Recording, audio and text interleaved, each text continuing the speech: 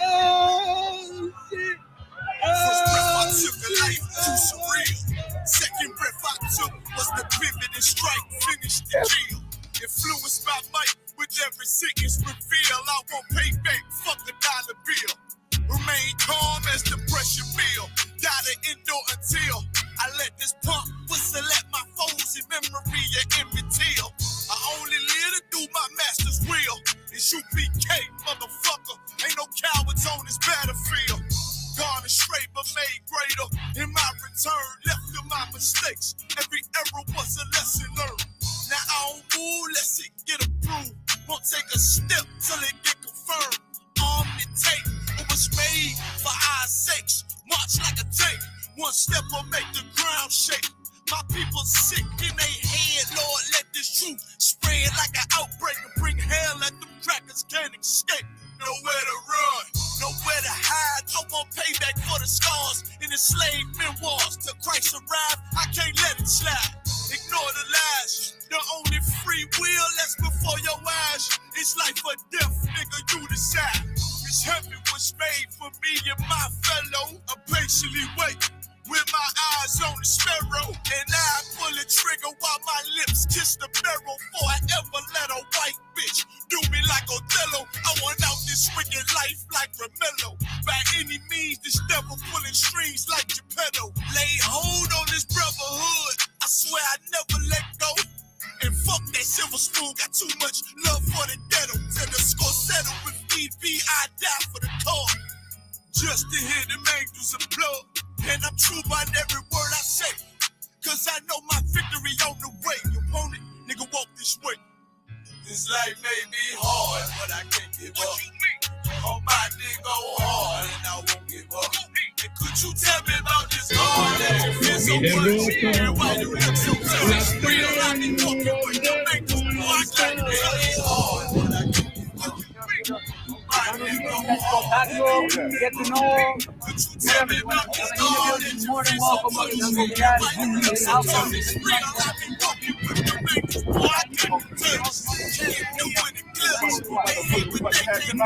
my man, much love and respect to all of you. I told you I couldn't touch. Only angels walk at my pace. I'm grateful for the words that had me delivered. I'm hungry for the glory, but I ain't eating till I feed my next. One West, what I die for. Attire out the book of numbers, this rifle from the Archangel Michael. My niggas rebels, you can't deny it. It's 144. I be running to and fro with the Allah higher. My I.S.U.P.K soldiers ain't no folding, no pretending. We in it for the crown, fuck friends, we want dominion. In the election ascension, I hope I make it through. Give a damn what a bitch think. As long as my niggas help them true. Which stranger kind of gets what this does right here with these two brothers for the city of Milwaukee and for blacks and Hispanics everywhere, right? To come together and show unity was one of the strongest things. Listen, we make mistakes with each other all the time. That's you understand? Right. Every time we offend each other, we need to do something like this, come back together and show solidarity. Because you want to know what? There is a race of people that's looking for us to destroy each other. It's a race of people that's looking for us to kill each other and hate each other and show nothing but hatred. Now today, you know what happened? We all showed brotherhood and sisterhood together. That's right. We came and we broke bread together. And so guess what? Now LA knows. Black people and brown people, we know we family and we gonna That's keep right. Way. That's right. Yeah. That's what we here for. Everything somos family. Everything. That's right. Yeah. That's right. So this was something huge. So yeah, that was something huge. That's right. That's right. That's and right. we need to let everybody on social media see this. Everything. Everybody should be pumping this on social media as far as they can, man. So ¿Quieren paletas gratis? Paletas gratis, véngase. Please. Free ice cream, you guys. Free ice cream if you want free ice cream. So, you know what I'm saying?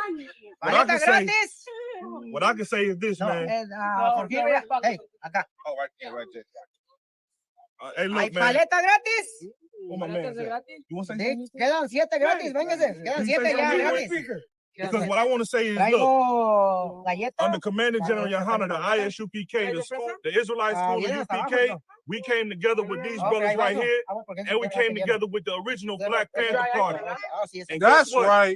We all wanted to show that black and brown people got protection out here. So That's if you got right. a business out here in Milwaukee, and you black and you brown, you understand? Like, but every race should be able to operate with peace, right? Yes, sir. Every man should be able to have a business to feed their family, right? Right. Yes, What you're seeing right here is us standing together as elders in the community to make sure that everybody stay locked in. You know what I'm saying? Now let's see how many views we gonna get with this. That's right. Something real. Right. Because it could have went a whole different way. And I'm glad it didn't. So I got to give a hand to all you brothers, man. That's right. It takes a village, y'all. It takes a village. That's right. Every month. Hey, look, we plan on doing this every month. So put the word out, man. We gonna work together every month. What one day? The homeless too. Free ice cream, man. If I could bring one up real quick. Hey, look, we plan on doing this every month.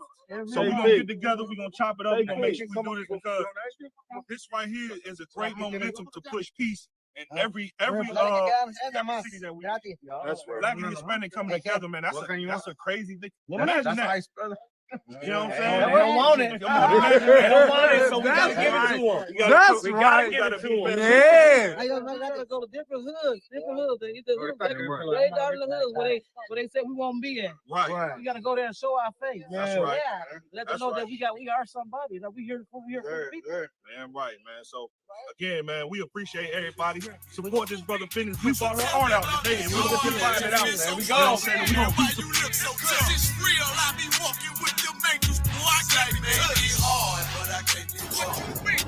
My nigga hard and I won't give up. Could you tell me about this God that you feel so much?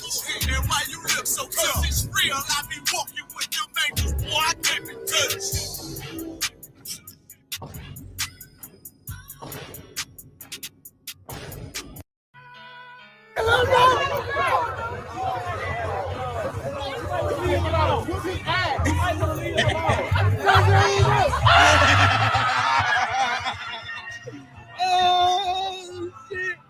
First breath I took a life too surreal.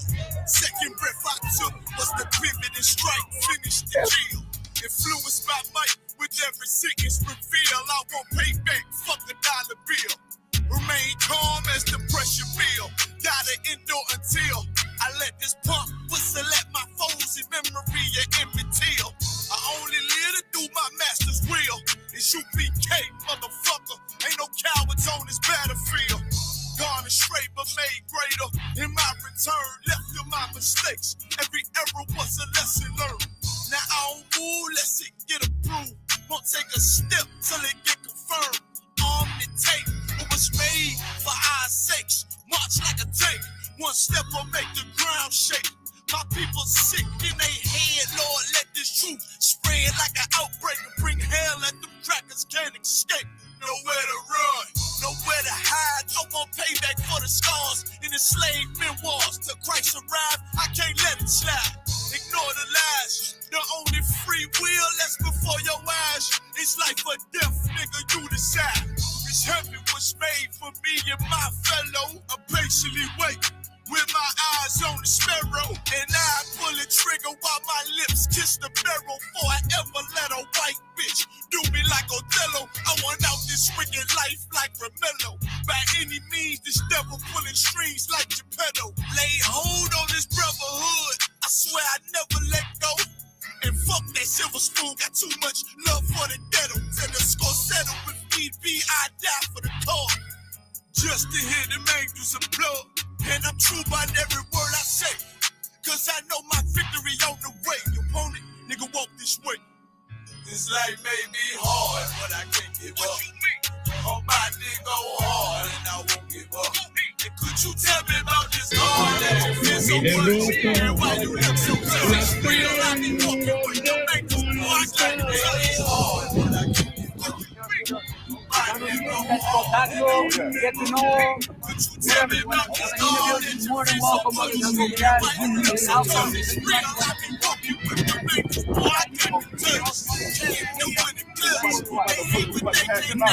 My man.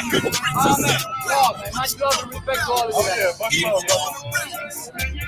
Straight, I told you I can't be touched. Only angels walk at my pace. I'm grateful for the words that had me to live. I'm hungry for the glory, but I ain't eating till I feed my next. World West, what I die for.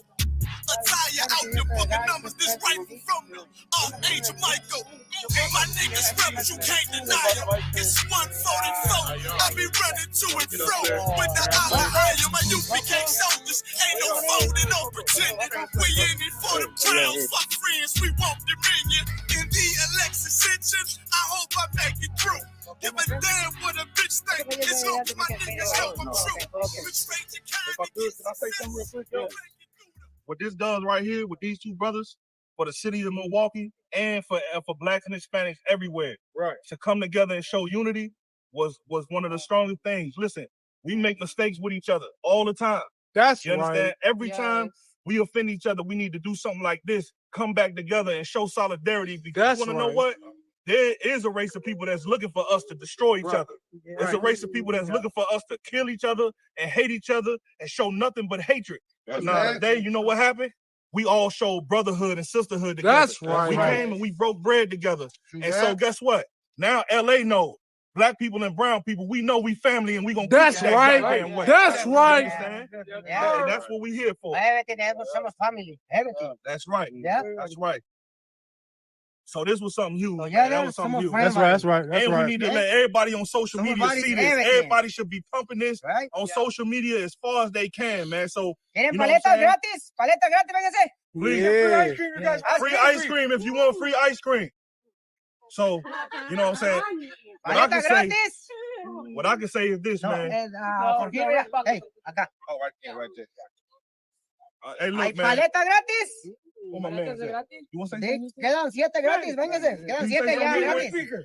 Because what I want to say is, look, Traigo galletas. under Commander General YAHANNA, the I.S.U.P.K, the Israelite school, the U.P.K, we came together with these brothers right here, and we came together with the original Black Panther Party. And That's right. We all wanted to show that black and brown people got protection out here. So if That's you got right. a business out here in Milwaukee, and you black and you brown, you understand? Like, but every race should be able to operate with peace, right? Yes, sir. Every man should be able to have a business to feed their family, right? Right. Yes, What sir. you're seeing right here is us standing together as elders in the community to make sure that everybody stay locked in. You know what I'm saying? Now let's see how many views we gonna get with this. That's right. Something real. Right. Because it could have went a whole different way. And I'm glad it didn't. So I got to give a hand to all you brothers and sisters. That's right. It takes a village, y'all. It takes a village. That's right. Every month. Hey, look, we plan on doing this every month. So put the word out, man. We gonna put it together every month. What one day? Free ice cream. Free ice cream, man. If I could bring one up real quick. Hey, look, we plan on doing this every month. So we're gonna get together, we're gonna chop it up, we're gonna make sure we do this, because this right here is a great momentum to push peace in every city that we. That's right. Black and Hispanic coming together, man. That's a crazy thing. Imagine that. You know what I'm saying? They don't want it. They don't want it, so we gotta give it to them. That's We right. gotta give it to them. Yeah. I gotta go to different hoods. Way down in the hoods where they say we won't be at. Right. We gotta go there and show our face. That's right. Yeah. Let them know that we are somebody. That we here for the people. Damn right, man. So again, man, we appreciate everybody. Support this brother business. We bought her heart out today, and we're gonna keep finding it out. There we go. Why you look so tough? It's real. I be walking with them angels, boy. I got it really hard, but I can't give up. My nigga hard, and I won't give up. What you tell me about this God that you feel so much? And why you look so tough? It's real. I be walking with them angels, boy. I can't be touched.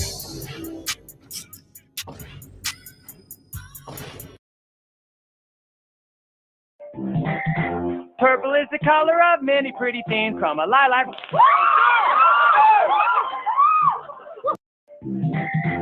Purple is the color of many pretty things from a lilac.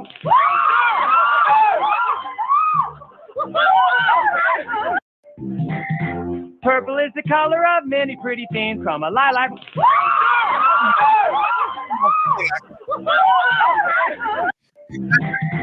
Purple is the color of many pretty things from a lilac.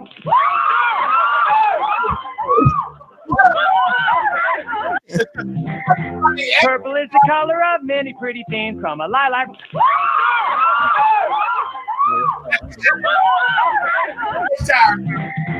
Purple is the color of many pretty things from a lilac.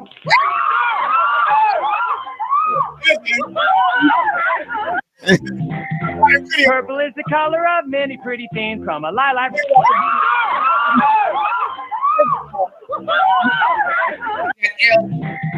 Purple is the color of many pretty things from a lilac.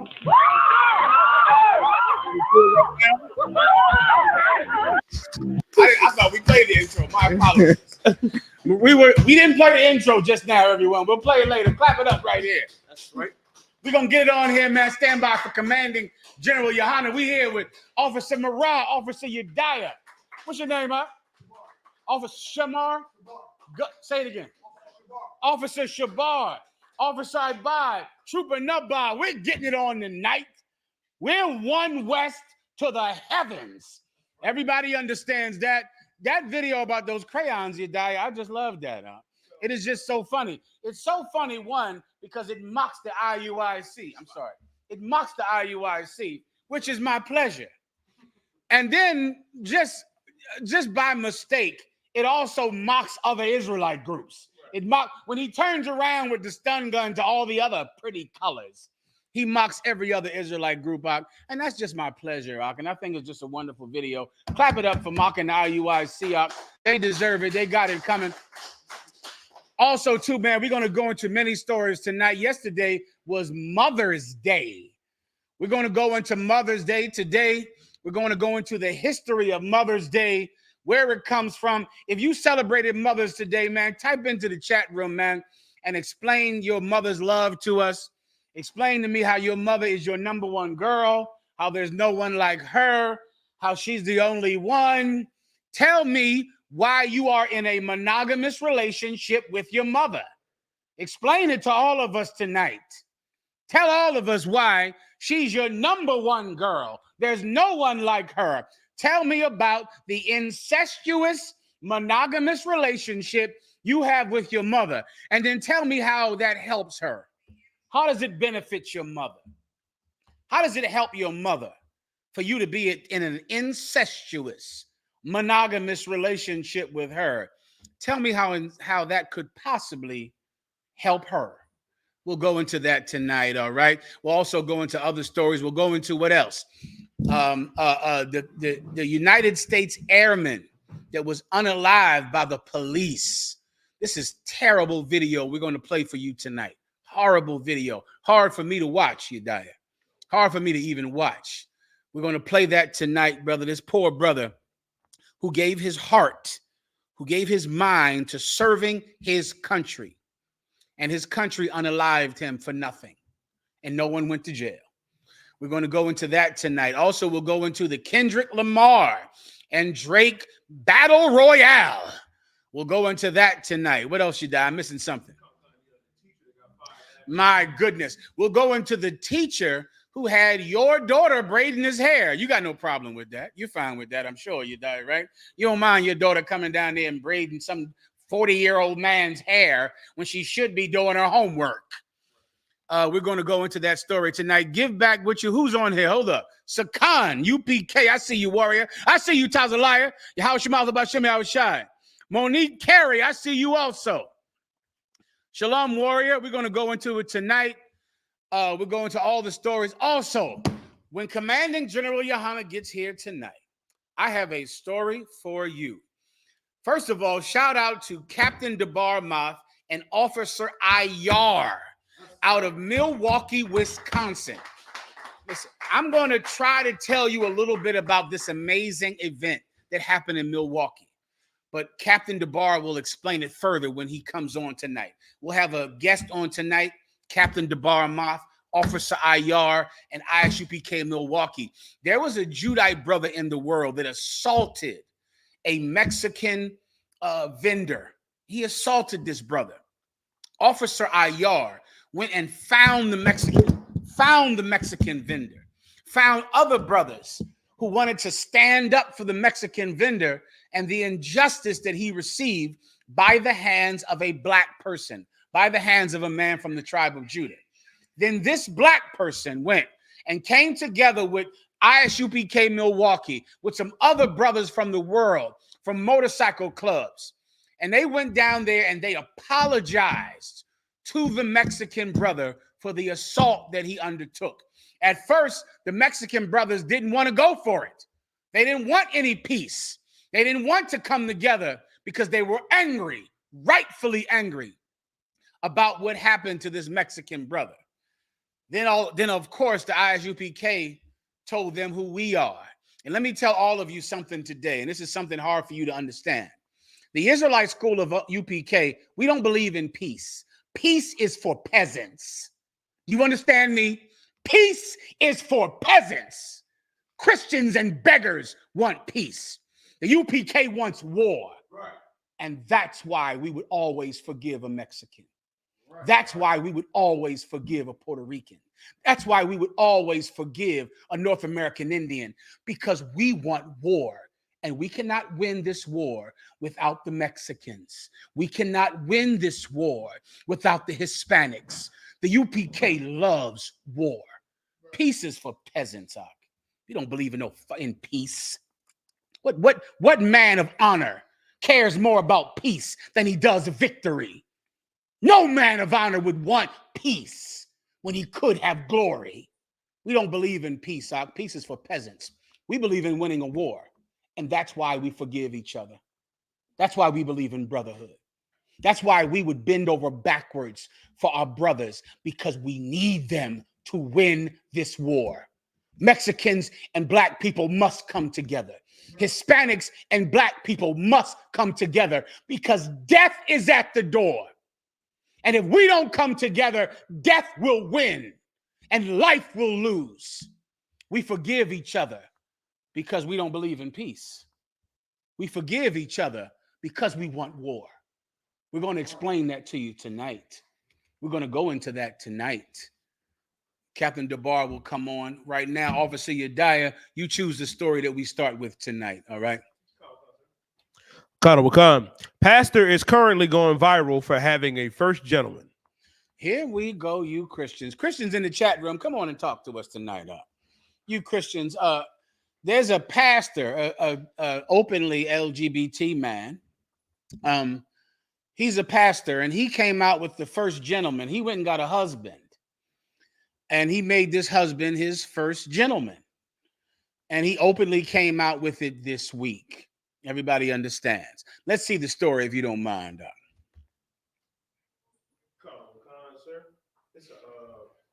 Is it where it's not a video? Live, sir. No problem. Go ahead.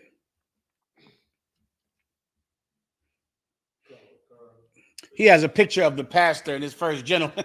His first gentleman. What's the name of this church? What's the name of this church, You Christians, Commanding General Yahanna has been telling you for years that the Christian church does not give you the word of God. The Christian church simply tells you what you want to hear. The LGBT community has gained great power in this society in the last coming years. They're powerful. Their political power has increased. So, of course, they will increase with power in the Christian church, because Christians simply give the people what they want. People enjoy it. People like it. The Christians will serve it up to you every Sunday. The Christians will not stand for what is right when the people decide that they want to do something that's wrong. The people in the Christian church love lawlessness. They love lust. They love their own will in opposition to the will of God. So because of that, Christianity now openly accepts a pastor and his first gentleman. What's the name of the church? I want the people that come from this church. Tell me about the church. Tell me how many members they have. Tell me where they are. And let's just ask them if they agree with their pastor and his first gentleman. Because this has been going on in darkness in the Christian church for years. Those of you out there who make this a big deal, don't act like this is the first time you've ever heard about a LGBT pastor. Everyone in the choir is LGBT. Every last one of them. But years ago, they had the decency to be ashamed of it. Now, with the power of the LGBT community, they have lost even shame. And so now they openly declare their sin as Sodom. Give me that precept, and then we'll move on. I appreciate you, Haas. Give General Haas a hand. He's here getting it on, rocking it out with us. Isaiah 3 and 9. Whenever you had it, have it, read it. Come, sir.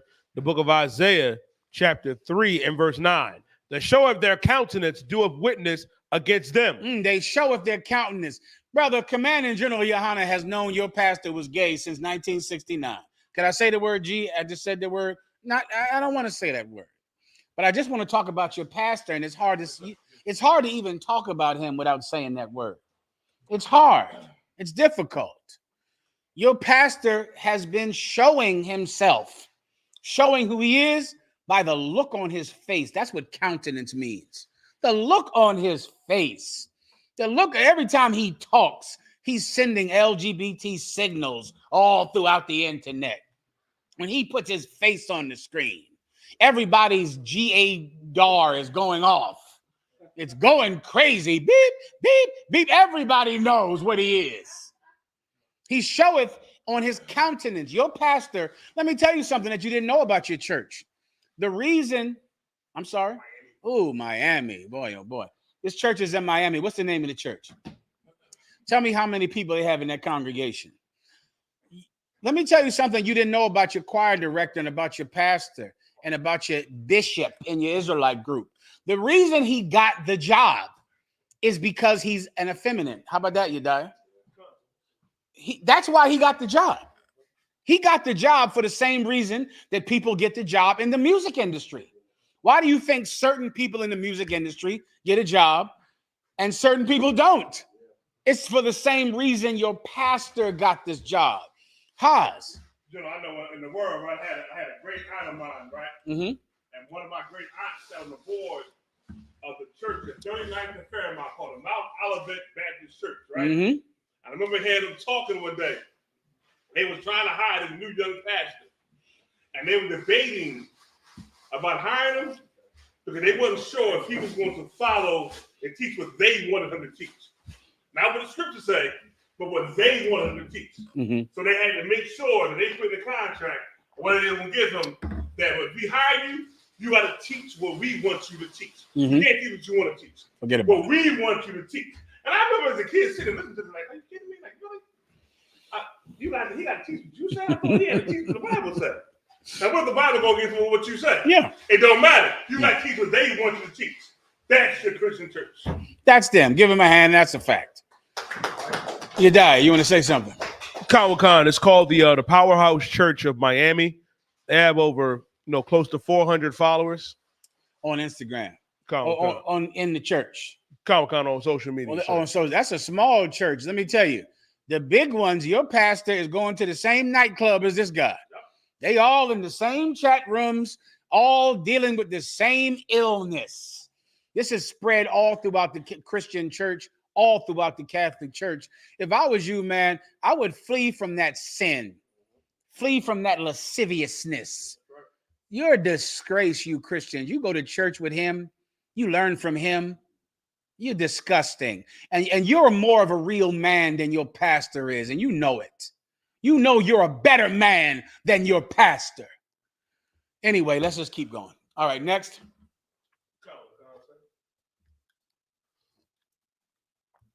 The guy has more stories. The bar mouth is coming down too high. They did a hell of a thing down there in Wisconsin. I saw the video. Forget about it. I said, wow. They did a hell of a thing down there. He's gonna be a guest tonight on the show. Commander General later on, Commander General Yohanna gets there to talk about what happened down there in Wisconsin. Him, Ayar, Officer Ayar did a hell of a thing down there, brother, and they did it for war. That's what I need you to understand. They didn't do it for peace. That's right. They did it for war. That's right. All right, come on. Honorable Khan, sir. Whoopi Goldberg says she prefers hit and runs instead of marriages on the Don Lemon show. Listen, if you're gonna hit and run Whoopi Goldberg, you're gonna need a hell of a car now. You're gonna need a bus. A strong what? Oh Lord, that's gonna have to be drunk driving, huh? If you're gonna hit Whoopi Goldberg, I said you got to be a drunk driver to hit Whoopi Goldberg. Yeah, I remember.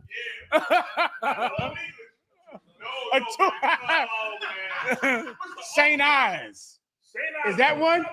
Not Old English. Not Old English. What's the one with the Gadite head on it? What was the one with the Gadite head on it? I don't remember. Oh, I forget the name. That's going to drive me crazy. What was the 40-ounce bottle that had the so-called North American head on it? Not Red Stripe. It had a North American head on it.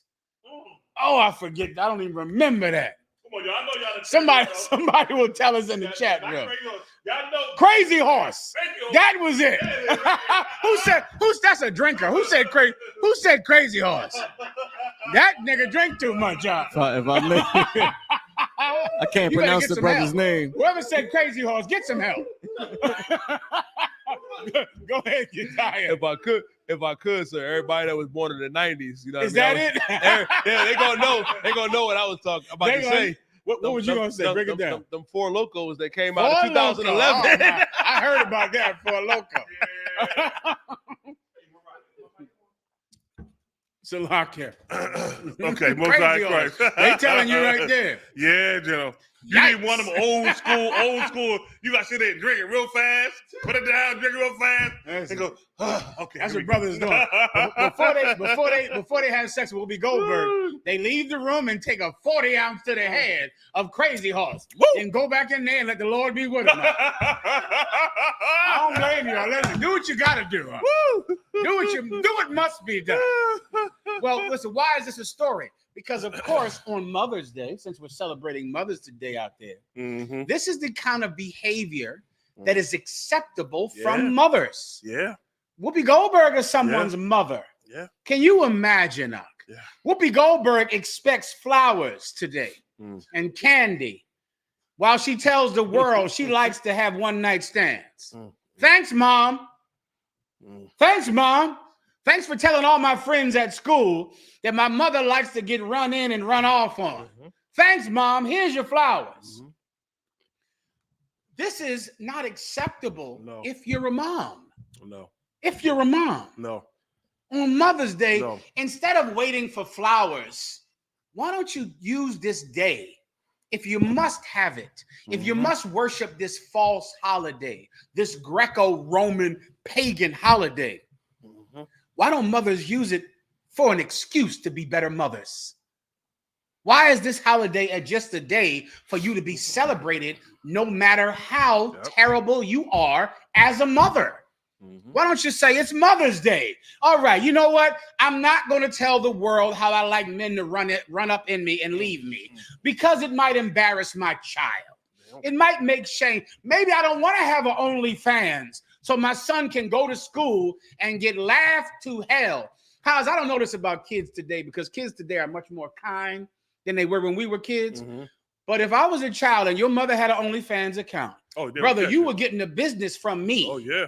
Every day. Yeah. No matter what. Yeah. You were going to walk the gauntlet in school. Yeah. And I was probably, just to tell you, confession is good, Haas. Yeah. I was probably going to have sex with your mom. I'm just telling you what I would have done. I would have went on your Instagram page, had sex with your mom, and laughed at you every day.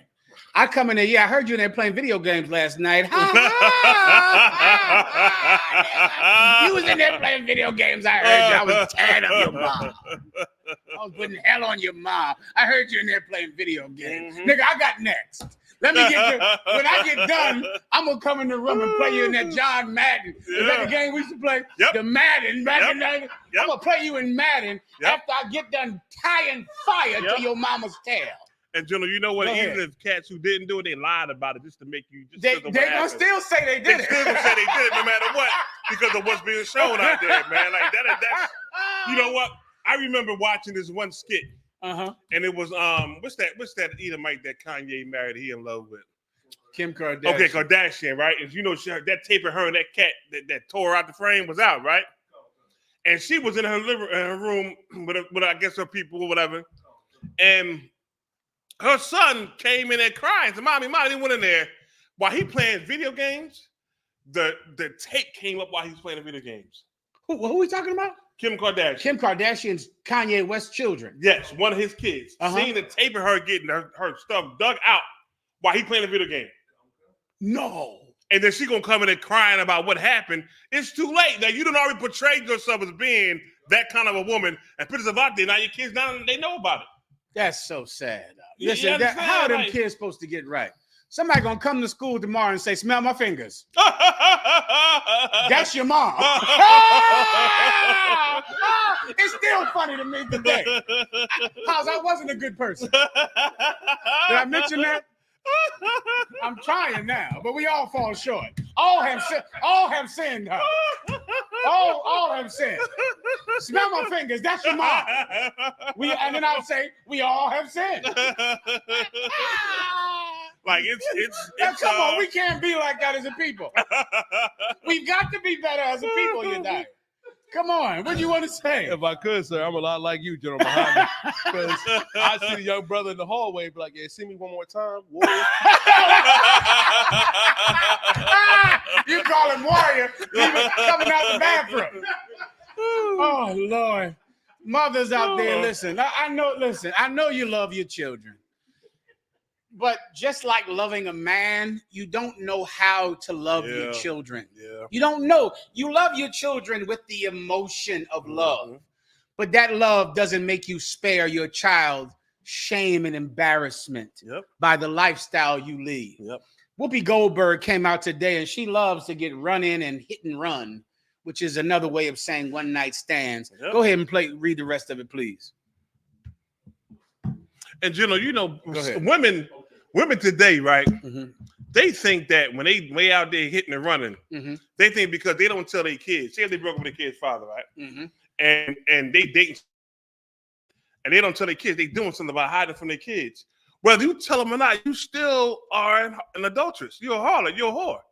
Whether you tell them or not, you ain't really hiding it because the Lord see it. Like that's what I always get me. They think because my kids they know about it. Are you kidding me? You still at home? Let me something. I would love to ask him that question because I wonder if they just don't care if the kid knows. Because there's no way that you can say my child won't see what's on the internet. There's no way a mother could say my child will never know this. Adam 22, you know what that is? That's the devil. Adam 22 sells his child's mother, his wife, to people for Instagram hits. He has a child with her. And she and he have to know that their daughter is going to see this. But I wonder if you ask them, will they say, my child will never find out? Or will they just say, my child will find out, but I don't care? Because what matters to me is my own self-gratification. You don't love your child, at least not enough to save them shame and embarrassment, at least not enough to save them traumas.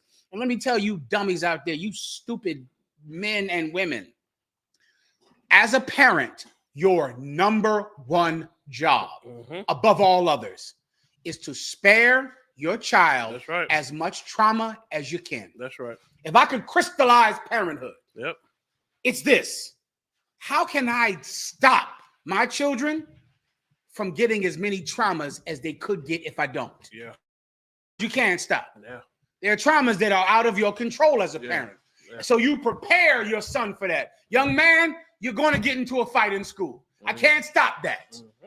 There's no way that a father can stop your son from getting in a fight. I don't want my son to get in fights. I wish he could go to school, come home peacefully. But I know I'm not in charge of that. So what do? Teach my son to fight. Teach him to defend himself. Teach him to respect other people so that he doesn't get in fights that are unwarranted. But I also teach him to defend himself because I can't stop that trauma. But then there's traumas that I can stop. Yeah, man. Yeah. You don't have to let your child see you arguing and fighting other women and the father and arguing. You could stop that. You could say, let's not argue. The kids are watching. We'll talk about this when they go to school.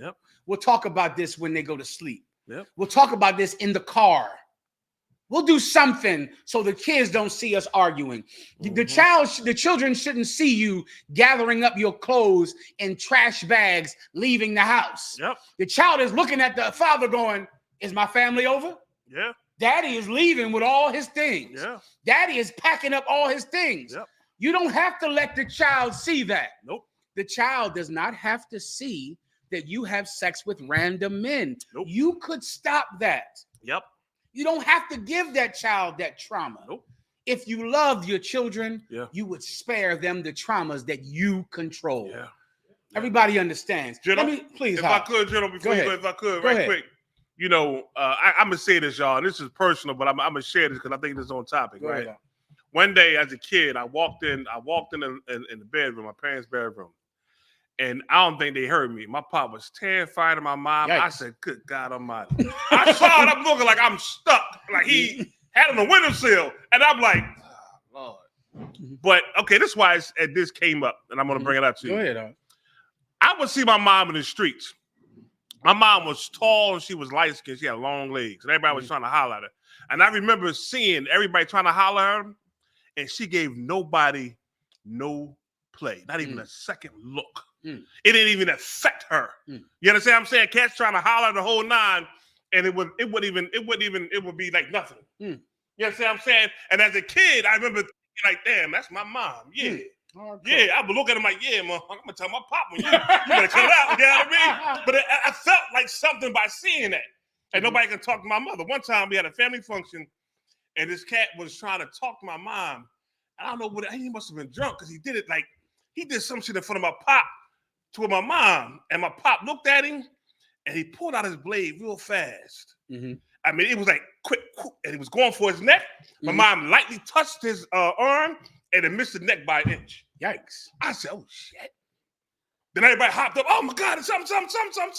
I'm looking like, what the hell going on here? I'm looking at my pop like, yo, you crazy. But then I understood. You know what I mean? He loved this woman and kept disrespectful. But just to know that my mom did not play that. You understand? And she didn't let me see. I didn't see nothing. You know what I mean? Cats always try to talk to her, and it was like nothing. Outstanding. You know what I mean? That's what. And listen, if you a sister out here that got kids, that's the image you're supposed to give to your child, no matter what.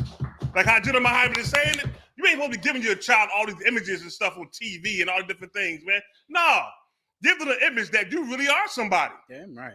You know what I mean? Don't you know that when you have it, you should give that to your kids. You done messed up your child's head. Their head is now messed up. Now they're gonna see women and not respect them. They're gonna think they nothing. You know what I'm saying? You done messed their whole life up by showing them what you're doing like that, acting all out of order and seeing these type of things from a woman they call their mother. You know what I mean? And let me tell you something, brothers. Y'all better be careful. Let me tell you this here. When you meet a sister, you better take your time. Don't jump in that because you just want some draws. Take your time and get to know her. And make sure you find out what's going on in her head. And you be honest about her with you and what you demand and what you're looking for out of a woman. Because this woman is going to be the mother of your children. You understand what I'm saying? This mother of your children going to raise these kids and going to raise them a certain way. Remember, you chose her. That's it. You picked her.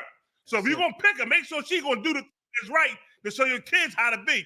A son should know how to pick a mom because a mom acts a certain way. There you go. A daughter should know how to be a certain way because a mom acts a certain way. That's it. That's how you keep the family going. You understand? And they pick good things and have good choices growing up. That's just so sloppy. Give them a hand because that's the damn truth. That's being a real, if you want to be a real mom. If you want to deserve the flowers. That's right. You want to deserve those flowers? That's right. That's what you should do, Whoopi. Damn right. That's how you should be. Damn right. By the way, Haas, let me show you Whoopi Goldberg's, the people who are hitting it and quitting it. Oh, my God. Show me the I'm list. afraid to look. Show me the list of Whoopi Goldberg's past hit and runs. You have it up there. We're going to look up the images of the men who have had sex with Whoopi Goldberg in the past. All right. Come on. Let's see. Let's check them out. They'll pull the pictures up here. You might know some of these names and faces that come up on this list. All right. I think you can guess where we're going from here. There's not one black or Hispanic man on the list. Huh? Yeah, because she was married to the small head cat. She was married to the small head cat. And she was married to Ted Danson from Cheers. Yeah, there you go, right there. That's him. Look at all these men. Let's line them up. Let's see some of them. Who's this here? I don't know who some of these is. That's Ted Danson from Cheers right there. Oh, they had a storied love affair, Haas. They dressed, both of them. Ted Danson came out one day and dressed up in blackface when he was married to her. Give me that picture of Ted Danson in blackface. This is when he was married to her, when he was having sex with her. They had a storied love affair, so much so that Ted Danson mocked all black people and had no respect for black people because he had a hit and run victim in his bed every damn night. All you do is, those of you out there that want to see it, you can look up Ted Danson and Whoopi Goldberg in blackface. They did a press conference. It was ridiculous. I remember it when I was younger. These are the men who have hit Whoopi Goldberg. I don't think we have time. We can go. You can find that on your own. If you type in Ted Danson in blackface, it was if you got the video, I prefer that because that's how ridiculous it is. If you can't do it in time, I'll move on to the next story. All right, you die, up to you.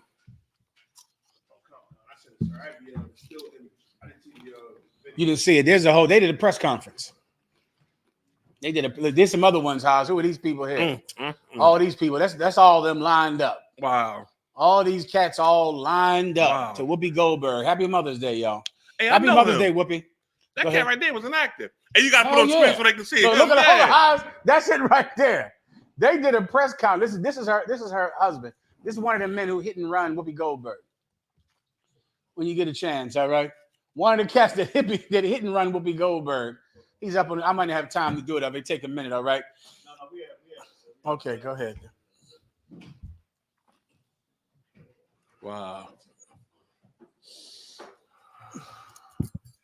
That's all. You can just freeze the screen right there if you want, bro. Instead of doing that one, you can just leave it right there where it was. Yeah, that's all. That's it right there. You Sam. That's one of the men who hit it and quit it right there. Well, Ted Danson. He did the hit and run. This is when they were together. This is when he did this. She was standing next to him at the press conference. She was with him at the press conference.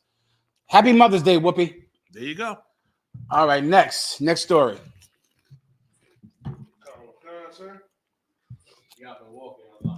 Milwaukee, you there?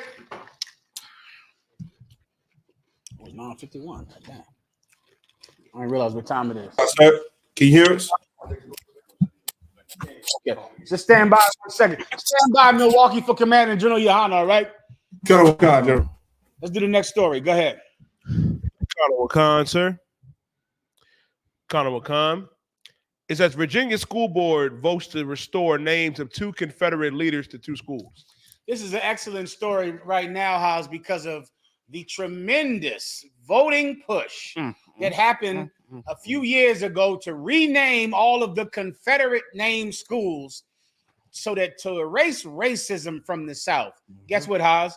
They're switching the name back to the Confederate name. Of course. They're doing it all over the place.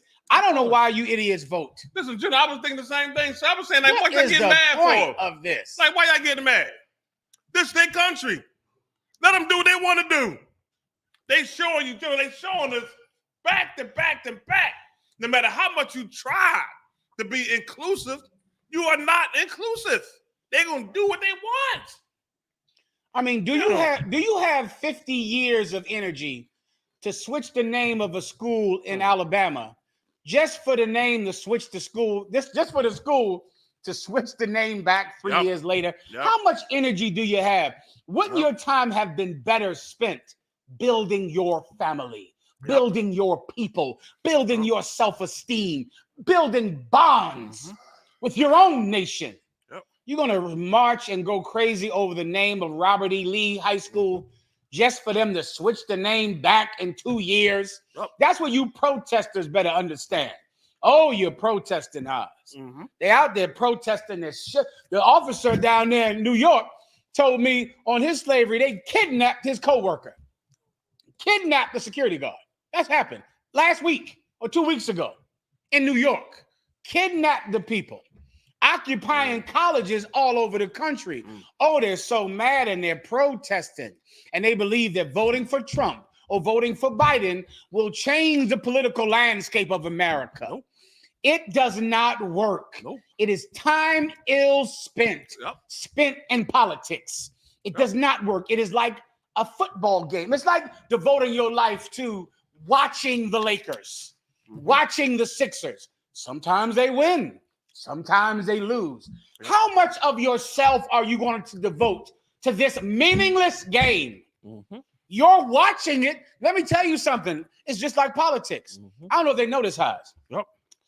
But just because you support the Lakers, it doesn't mean they're going to win. That's right. I don't know if you know that about life, young man. You can cheer. You can buy tickets. It doesn't mean that the Bears are going to win the Super Bowl because you bought a ticket, because you wear a jersey, because you scream and yell for them to win. It doesn't mean they're going to win the championship. In like manner, voting, protesting does not mean the agenda that you support is going to succeed. But there is something that does not fail. The word of God does not fail. The commandments of God do not fail. They are just and righteous. It is what life is about. It is the meaning of life. Fear God and keep the commandments. None of these shall fail. Right. The scriptures don't fail. God wins. God wins every day, every year, every minute. Support him. Give him your support. Give him your zeal. What are you supporting? Biden? Trump? Some mayor? Some politician? Okay. Guess what else is happening, Haas? The Washington Commanders came out with their new jerseys. They changed their name from Redskin to Commander. Their new jerseys have feathers all over them, have Indian symbolism all over them, because guess what, Haas? They're going to change that name right back to Redskin. They're going to do it. They're preparing to do it right now. All of your protesting worked about as much as you cheering for the Lakers or cheering for whoever you support. You feel good about it, but it doesn't help them win. That's right. Everyone understands, all right? General, if I could, can Please, I get Ecclesiastes 12:13? No problem. Let me give you what General Muhammad just told y'all, man, in a nutshell. You know what I mean? Like, you worrying about this and I'm worrying about that. Listen, do what the Lord say do, man. You know what I mean? Ecclesiastes 12:13 is exactly what General Muhammad just broke down to y'all. Read, brother. Come on, sir. The book of Ecclesiastes, chapter 12, verse 13. Let us hear the conclusion of the whole matter. The end results. The end result for everything on what we're supposed to be doing, man. You understand? Why we worrying about the name of a school or all this other thing, voting and all this stuff, when ain't nothing changing for us, man. The Lord tell you, don't vote. You're supposed to be voting, man. We already got a king. His name is Christ. That's it. If you're going to spend time worrying about the name of a school, go get your own school, man. I mean, go build your own school. We did that at one point in time. Coming out of slavery, we had our own schools, colleges, the whole nine. We did that. Why not go back to trying to do that instead of worrying about what's going on now? Go ahead. Fear God and keep his commandments. Say again. Fear God and keep his commandments. You got to fear the Lord, man, and keep what he gave to you, man, what he wrote down in that Bible, man. Period. That's what we're supposed to be doing, man. And if you fear him, you ain't worrying about the name of a school. Because they got a Confederate cat name on the school because of what he did. And listen, so what? I understand. I got you. Hey, who cares? Them Democrats are worse to you than the Republicans. Forget about it. You kidding me? They pass more worse laws against us than the Republicans do. Come on, man. What's the point? Don't worry about none of that. Fear the Lord, y'all, and keep his commandments. The Bible says the fear of the Lord is the beginning of all wisdom. It's the beginning of wisdom. You understand me? That's how you be wise. not worrying about whose name is on a school. Are you kidding me? That ain't gonna change nothing. That ain't gonna help nothing. You don't see it? Biden talked about all this change about Trump and what's going on with Trump, and you a fool if you vote for Trump. Look what he did in office. Nothing. Look what's going on with you in the ghetto. The same thing happened when Trump was in the ghetto. Yeah, I mean, when Obama was president, the ghetto was still the same. All these presidents, the ghetto has been the same. Has not changed. You understand me? But the words they tell you, the game they give you, they try to spin it a certain way. You know what I mean? It's still all the same. But what General Hyman said is the truth. The Bible don't change. Come on now. Fear God and keep his commandments. Any more on that, brother? Come on. Khan. For this is the whole duty of man. This is your duty, man. Don't you never forget this. This is your duty. To keep the Lord's commandments. You understand? This is our job. To keep this. And we ain't got to worry about a name change on the school. You kidding me? A Confederate cat. I got you. I hear you. Whatever. I hear you. Whatever. Everybody understands. Let's do some shout outs, House. What you're saying is the damn truth. Kazak Wana, give her a hand. Yeah. Malak Bun. I wore Bath God. Give him a hand. Nazam Awad Jewel. Yeah. T. Williams. I see you are. Kazalaya. Adama. Am I missing something? Everybody's in here. They getting it on tonight, man. Let's go into, maybe we should do the cat with his hair braid. What's the one you said you wanted to get into anyway? Go ahead. Khan. Fans expose racist double standards between Glenn Davis' sentence for defrauding NBA players' health plan of $159K and Brett Favre's escaping prosecution in $1 million Mississippi welfare fraud scandal. If I made you my please. Glenn Davis was a basketball Get him on player. The camera if we could. If we're able to. You have to stand up or something. Khan, sir. Let them, they'll like it like that. These sisters want to look at you anyway, you die. Type in the chat single winner if you want to look at your diet. Put a 1W up in there. Sisters, single sisters, put a 1W on there. If you want to see your diet up on that screen, show me a 1W. Tap it up for the 1W. I want to see him. Go ahead, Khan. So what happened was, sir, there was this basketball player by the name of Glenn Davis. He played for the Boston Celtics. I remember that. Now he got caught up in a scandal. He got caught up in a scandal, sir, which was rough. I think Marad wants you. Go ahead. Sorry. Perfect. Go ahead. Yeah, Khan. He got caught up in a scandal. You missed it. Yeah, the microphone. There you go, Oz. Go ahead. He got caught up in a of scamming players out of $159K. You know what I mean, for healthcare. And he got sentenced, to do a few years in prison. But people our people on Twitter and TikTok was exposing the hypocrisy behind that because Brett Favre still has not been charged, and he stole over $70 million from poor blacks and Latinos in Mississippi to build a facility, at his alma mater. For his daughter. $70 million he stole from Mississippi, which is poor like a hole in the ground. Mississippi. This cat, Glenn Davis, how much are they alleging that he stole? What did he get convicted of? $159,000. 100. I guess you can buy one G-Wagon with that, I think, right? What's that G-Wagon going for? I think about 100,000, a little less than that. Yeah. You can get a G-Wagon, I think, for that house. He's going to jail for how long? Khan. I mean, I think he's going a couple of years. Khan. Brett Favre stole $70 million and nothing happens. I wonder why. People get so angry at us for telling the truth about white supremacy, but you never get angry at white supremacy. You don't feel any anger over this? Don't you feel unsafe in America? You should feel, it should make you feel nervous because you understand that for any infraction, any mistake, you're going to ruin your life for that mistake. But a white person is going to ruin lives and never be counted as a mistake. No one ever treat him like he even made a mistake, even though he's going to ruin lives. Doesn't that make every black and Hispanic? Don't you drive down the street with a fear in your heart? Don't you marry a woman scared about what she might be able to do to you in the court system?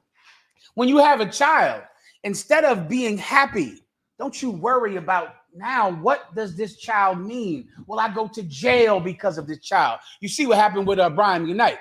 You died. Brian Unite, brother, he has been traumatized by that child support up. Traumatized, brother. Listen, I feel for him. I know it's a terrible thing that he's doing to them kids.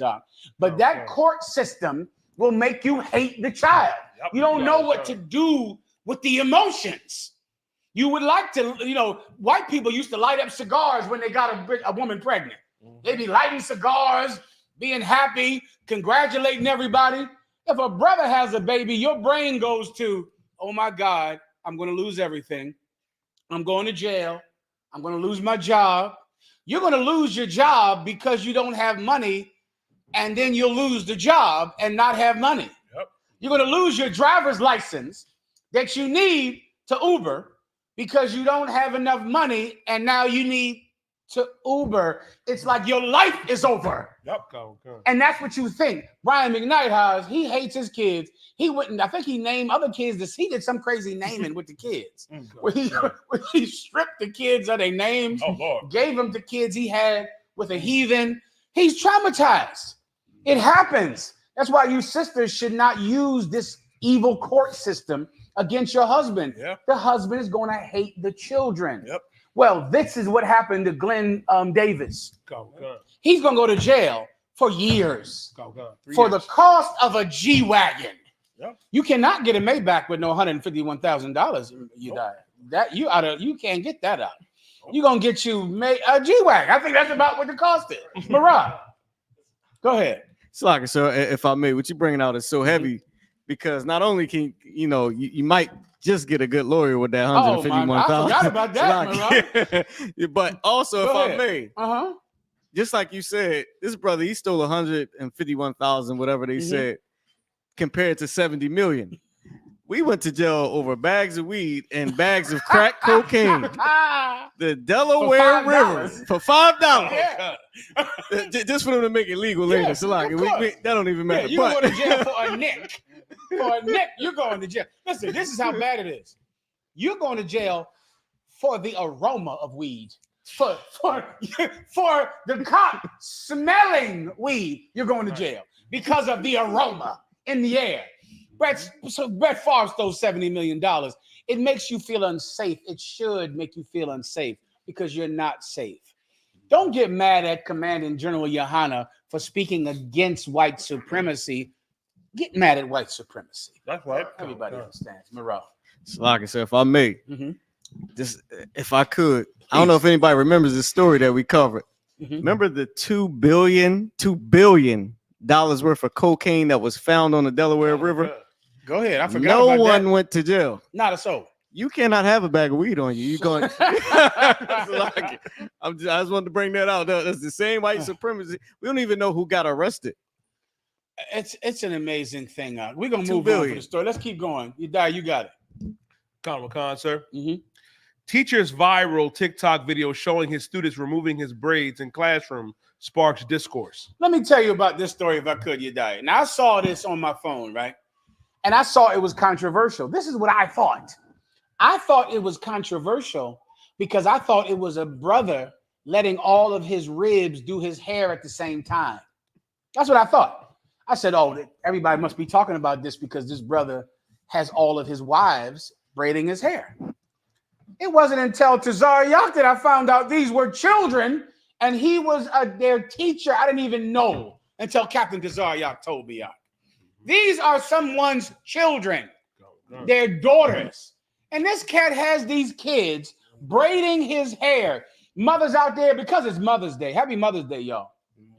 Mama, men like this are grooming your daughters to assault them, to abuse them. This is grooming, mommy, mother. This is grooming. This is what evil men do to seduce your daughter into a place of comfortability, because now they're taking out his hair today. They're taking off their clothes tomorrow. This is how they groom children. This cat was in school. These are somebody's daughter. And let me tell you once again, this is because no one is afraid of fathers, Zach. No one is scared that you have that this is my daughter and you have her fingers in your hair. My daughter. The bitch is failing every day. She's failing. I gotta hire a damn tutor. And she is in your hair, greasing your scalp. If not a sexual object, your slave? Is my daughter your slave? Are you paying my daughter? Let me ask you a question. My daughter did your hair. How much money did you give her? Nothing. You gave her no money. So my effing daughter is your slave. Before you know it, it's a sad day at the high school. It's a sad day down at the high school. It's crying and misery and sadness at the high school. If I could. Please. I remember talking to my kids and they were, all my girls, right? And I told them, I said, this is what we're going to do, right? I said, first of all, never let nobody tell you that they're going to do something to daddy. I said, ain't a motherfucker out here on the earth going to do shit to daddy.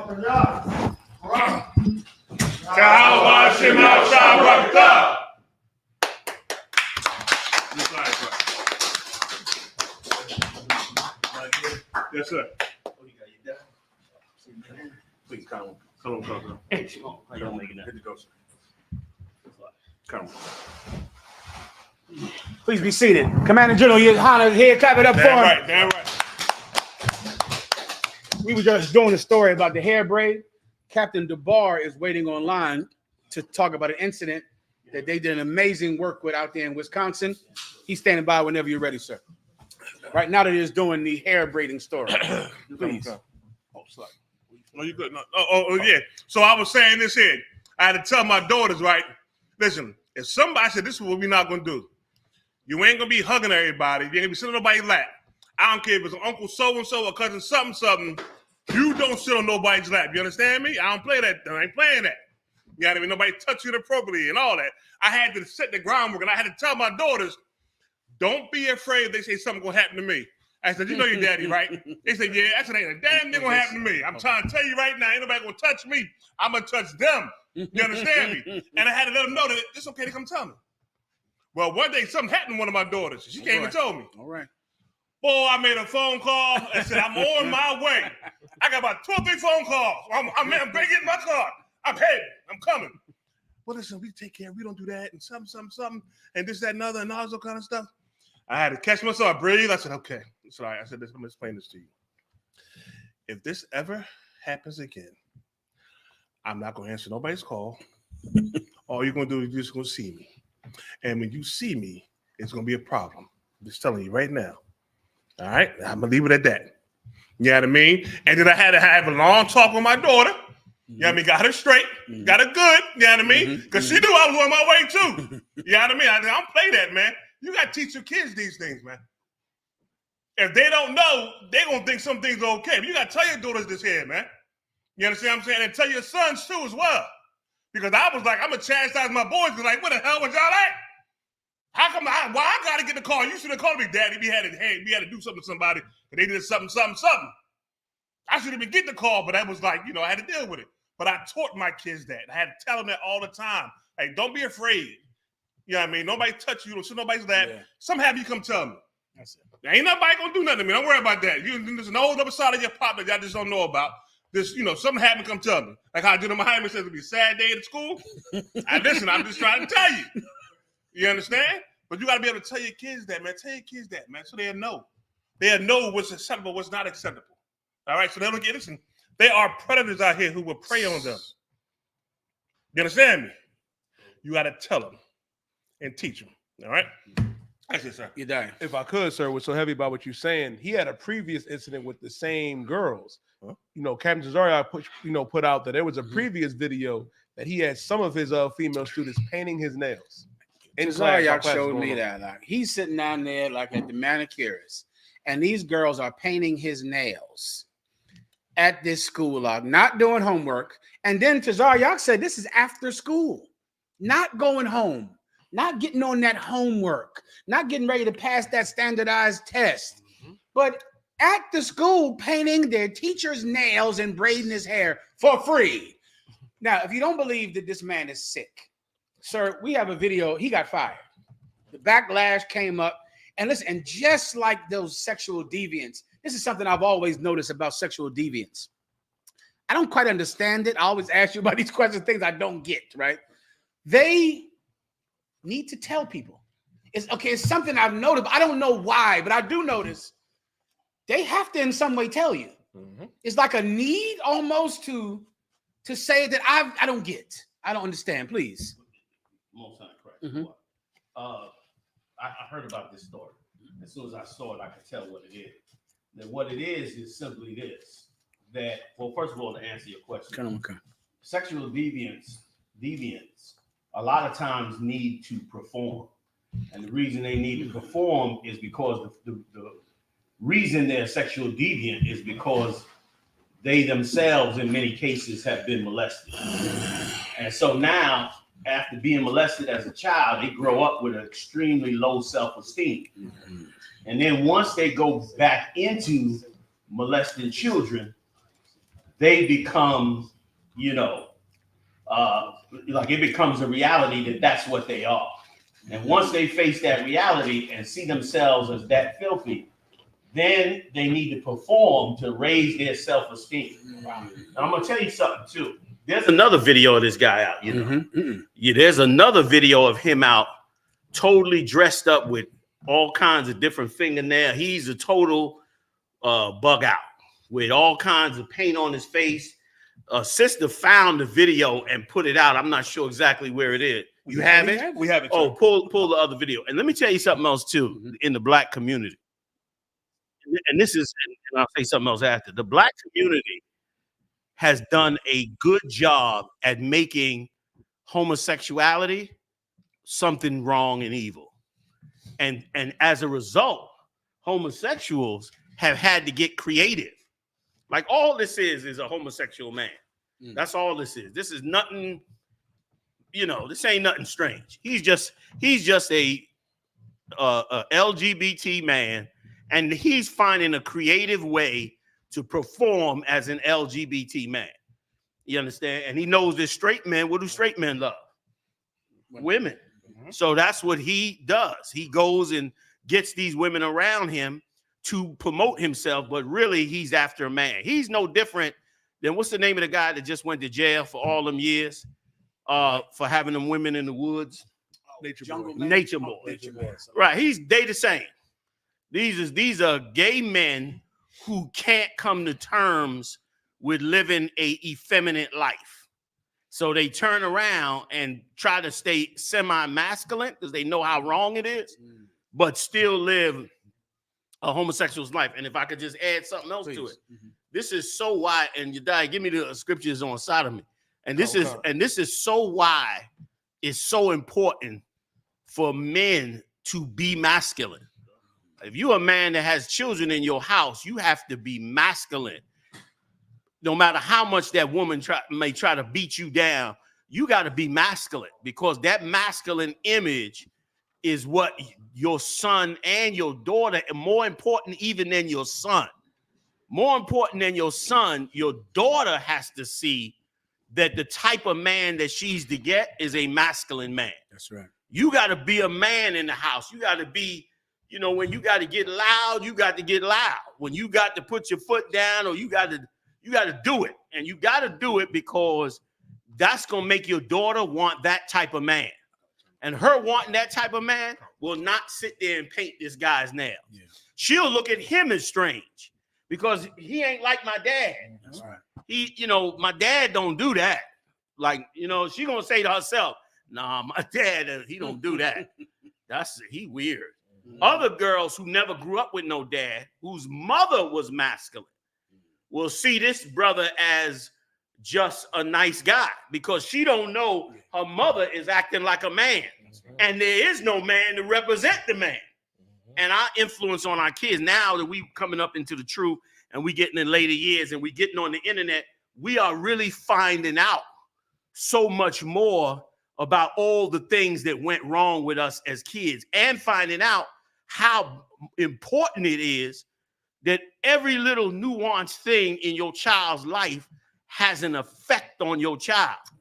And if, like y'all brought out earlier, all the different little nuances, the fights, the breakups, the this, the that, The mouth of your mother, of the child's mother, is so important that it's under control. Because an out of control mouth of a mother, I mean, just depth charges a child. It just sinks a child to a new low. This week, if I can divert a little bit. Please. This week, I spoke to quite a few sisters who got in touch with me, and I was surprised. But I shouldn't have been surprised, because the brothers and the sisters that come into UPK make such a total change in their life. Yeah. And several sisters got in touch with me and told me about how horrible their moms was. This is before this Mother's Day. And they would tell me how their moms were so horrible, what they said and what they did to their dad, and how they treated themselves and how they carried themselves and how they treated the child. And I said to them sisters, I said, listen, forgive your mother. I had to learn this too. You remember back in the day. I had to learn this too. Not my mother, but of course, I had to forgive too in my family. My mother was a saint. Me too. She was bad as shit. You know what I mean? But, so you know what I'm saying? So what I'm saying is I told them, you gotta forgive that mother. And when she make them actions, a lot of sisters, they moms block them because Mother's Day. Mm-hmm. And it hurt them because they love their mom. That's right. But their mom just comes from a sick place. And let me tell you something else too, man. Most mothers that's angry with their children on Mother's Day is a selfish monster. In most cases. Because a real mother who don't get a gift from you on Mother's Day is going to say to you, I was hurt that you ain't give me no gift. But they ain't going to change the whole relationship because you didn't get a gift. My God. Mm-hmm. You didn't get a gift, so the whole spirit of you goes out the window. And there's so many examples in the scriptures of men who did not receive something that they thought they were supposed to receive, and how they just destroyed the nation. If depending on what they was and what they did. The one that comes to mind, what's the name of that cat that destroyed that Jezebel? That was Ahab, right? Yeah, Ahab. Remember, he couldn't have his neighbor's garden. Yeah. Brother said, this is my inheritance. My family gave it to me. He mad that he can't. He gets so mad that he get depressed and lay on his bed depressed. And having a wicked ass woman, she go out and kill his brother. Get this brother killed to take his property from him just to, make this cat happy. That's how selfish and carnal Ahab was. And brother, that spirit be in these mothers on Mother's Day. And so for those and for every brothers out there, I apologize. Not right. Check them sometimes too. There's a lot of brothers out there and sisters too, who got deeply humiliated because of their parents, and they broken behind it. But I'm here to tell you, come into the truth, come into this body of Christ. And what we'll do is we'll make sure that you don't become like them. We'll make sure that you raise up amazing children and not like them. And we'll help you forgive them for their mistakes. And in some cases, teach them how bad it was. You understand? And give them a second chance to be a righteous mother and father. You know what I'm saying? And to come into this body of Christ and to do it the right way, which is the point of all this, to build Christ's kingdom. Because a lot of them been molested. You got in Israel right now, brother, you got 4 and 5 and 6 generations of children that's been abused, both in these, especially in these systems, these foster care systems, these different systems been destroyed. And then on top of it, some in regular families. Tons of people I talk to have family members that's known rapists, known child molesters, known to do this type of criminal activity, done been caught. I know a sister used to do my hair years ago, used to tell me how her brother, who he finally had gotten killed, this cat was an out-and-out rapist. She said, I don't even let him in my house. This is her brother she grew up with. She said, I don't even let him in my house because he's an out-and-out rapist. And I said, so what happened to him? She said, well, he just recently got killed. I said, what happened? He went into some old white lady's house and tried to rape this old white lady, and she had a shotgun. And she brung the noise to his ass. Them shotguns go off inside the house. Yeah, that shit, reality come like that. That shotgun go off. You comes to reality like, bang, and blew this cat away.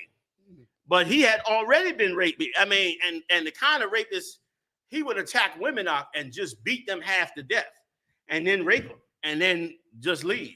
And had went to jail for it, did like 15 years in jail, came back out, was sick, and was still doing the same thing. And that's why all you sisters out there, when your husbands and your brothers tell you about protecting yourself, about, you know, I tell every sister, if you're in a city that allows you to have a gun, unless you know you are just too emotionally unregulated.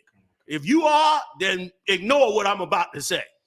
But if you are a level-headed sister in the truth, waking up to the truth, and you in a city where you could have a gun permit, go get a gun. Like, why not? Go get you a nice 380. I mean, they got some nice old nickel-plated jumping. And trust me, bad as a nigga might be, you pop that 380 on him, that gut, I don't care if the nigga King Kong. He finna buckle and knock the fuck up. Excuse my friend. I don't give a damn who you are. When that tray 8 hits you, that lead pop you trust me, it hurts. Okay? And he'll back up off you. And you should, if it's legal. If it's not legal, different story. If it's legal, go learn it.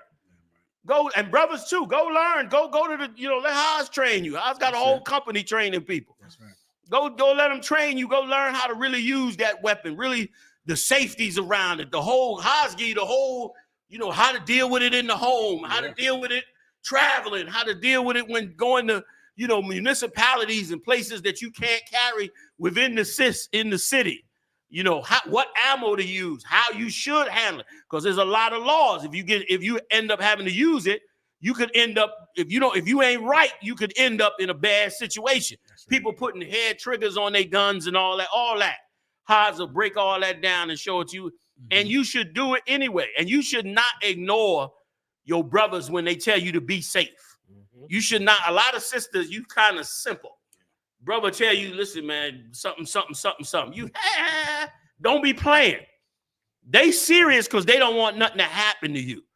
And you should be just as serious and know that it could happen to you. And that's why you got to be strong. And then because here's what'll happen. You'll be damaged at your little young age. And now you growing up with this pain and suffering that got to now be carried on if you don't know any better. And in this nation, we trying to end that cycle. That's right. And we end that cycle by protecting the sisters, protecting the brothers, you understand, and hiding that shame. Scripture said, what's the one that said, I know it say arms, but there's another one about hiding shame. Yeah. What's that one? Wait. Hiding sin? No, not hiding sin. Hiding shame. I forget it off the top of my head. Y'all see if y'all find it for me. Sir. Is it like it's good or bad to do it? It's good to like put this shame away. Yeah, right. Like the Lord spoke about it. And it's a beautiful thing if we could fix ourselves with this. And it's even beautiful that it's even coming up. Mother's Day is a horrible, evil, selfish, and straight up satanic holiday. Any holiday where you serve yourself up is evil. Any holiday where you got the benefit from the holiday is wicked and evil as hell. Every holiday the Lord called for is a holiday that was to honor the Most High over you, which is so important, man. It's so important that you stay grounded on the ground and not puffed up in the air, because in the air, that's where Satan coming for you. That being grounded is how you stay focused. And them high holy days, every one of them the Lord gave us, we should be adhering to. You come up there to the Passover, Feast of Unleavened, all the days. You come up there for the Sabbath service. You got to come up in there with the spirit that you putting the Lord before you. This ain't about you. It's about what you need more than anything else, which is you need these scriptures inside you. You need the Most High inside you. That's what this is about. This is about priests praying and making intercession with the Most High for your spirit to the King Yahushua. That's what it's about. We ain't burning incense in here to look cool. We burning frankincense and myrrh because it was called for by the Most High. And we calling on the Most High so that he can watch over you. Our salute says that. Yahweh Shema al-Atah Bahasham Yahweh Shai. Is the Lord watch over you in the name of Jesus Christ. In a rough English translation. That's what it's for you sisters. So withdraw from this spirit in the world. I was riding out today. A lot of young sisters is caught up in the Mother's Day. They riding in their car. They on the edge of the seat. They got that red and gorilla. Okay, all right. They got that blasting in the car. I fuck a nigga. You know how she talk. That's right. He cracked me up. Right. Listen, this shit hot. I ain't gonna lie. It's hot. I don't listen to it. But when they ride by, them sisters be up on the wheel. And I'll take a nigga down. I'll be like, that's some hot shit. It's evil as all be damned. It's the evilest thing out. Like them record companies, they spin gollies of Satan. Like they gonna make some music that's hot to try, but it's gonna be evil as hell. Yeah. And sisters caught up in it. And here's what you don't know: that the executives know. What they training these sisters in is more than being a hoe. We looking at it and seeing that they training you sisters to be a hoe, but they really training you to be a predator on men, to destroy men, to make men to prey, to go after them, and to take them down, and for as much as possible to have you in that LGBT lifestyle. And you got to fight that, man. I forgot we got the bar mom in here, man. I'm running on, man. Let me give it up. Good time. So can I just play the other video real quick? Mm-hmm. Yeah, I think we're a little behind 10:29. Play the other video, not the one with his hair braid, but did y'all find the other one where he was bugged out, where he had all his nails and painted up face? You brought up the nail one, right? Did you say we have that one when he was painting the nails? I got one right here. No, not the one where the girls is painting the nails. Okay, I didn't see he got one, brother, where he got his nail. You know the one. His nails is painted different colors. His hair, he bugging out. Oh, I didn't see that. You find that scripture by any chance? Anybody? I believe it's Ecclesiasticus 29 and 21. Pull the video, read that scripture, and then we'll go from there. You got to confirm it. Okay. Ecclesiasticus 29 and 21. The chief thing for life is water and bread and clothing and a house to cover shame. Boom. That'll work too. And a house to cover shame. This truth, brother, got to be a house to cover shame. That's twofold. One, you need a house to cover shame so you ain't living in the street looking like you're nothing. Mm-hmm. But what's the house that we got to be covered with? This truth. Right. These laws, statutes, and commandments, we got to be covered with this so that we're not ashamed. We got to be covered with rules. We got rules to our life. And these rules cover shame from us and make us something special, because it's a shame to want to be worshiped on Mother's Day. That's a damn shame. It's a shame you cutting your own kids off because they ain't bring you no gift. Like it's damn near like you just know you was a great mom. Mm-hmm. How dare they not bring you some gifts, because you must have been fabulous. You don't never say to yourself, damn, my kids ain't bring me nothing on Mother's Day. I must have been a terrible mom. You ain't never gonna do that. You too proud for that. You too proud to say to your kids, hey, man, I noticed you ain't bring me no gift. Tell me the truth. I was a terrible mom. I was a terrible dad. Say it to them. And some of you might get shocked. They might be like, yeah, you was. You got to deal with it. That's it. But that's the beginning of a conversation that could fix a whole lot. You know what I'm saying? That could get back on track. That's another thing, if I could. The Bob Moth, I'm coming right now. We got to stop letting Esau's ways intervene with us and our own children. Right. You go to your children. Talk to them, man. They might, they may not like you, but you should try.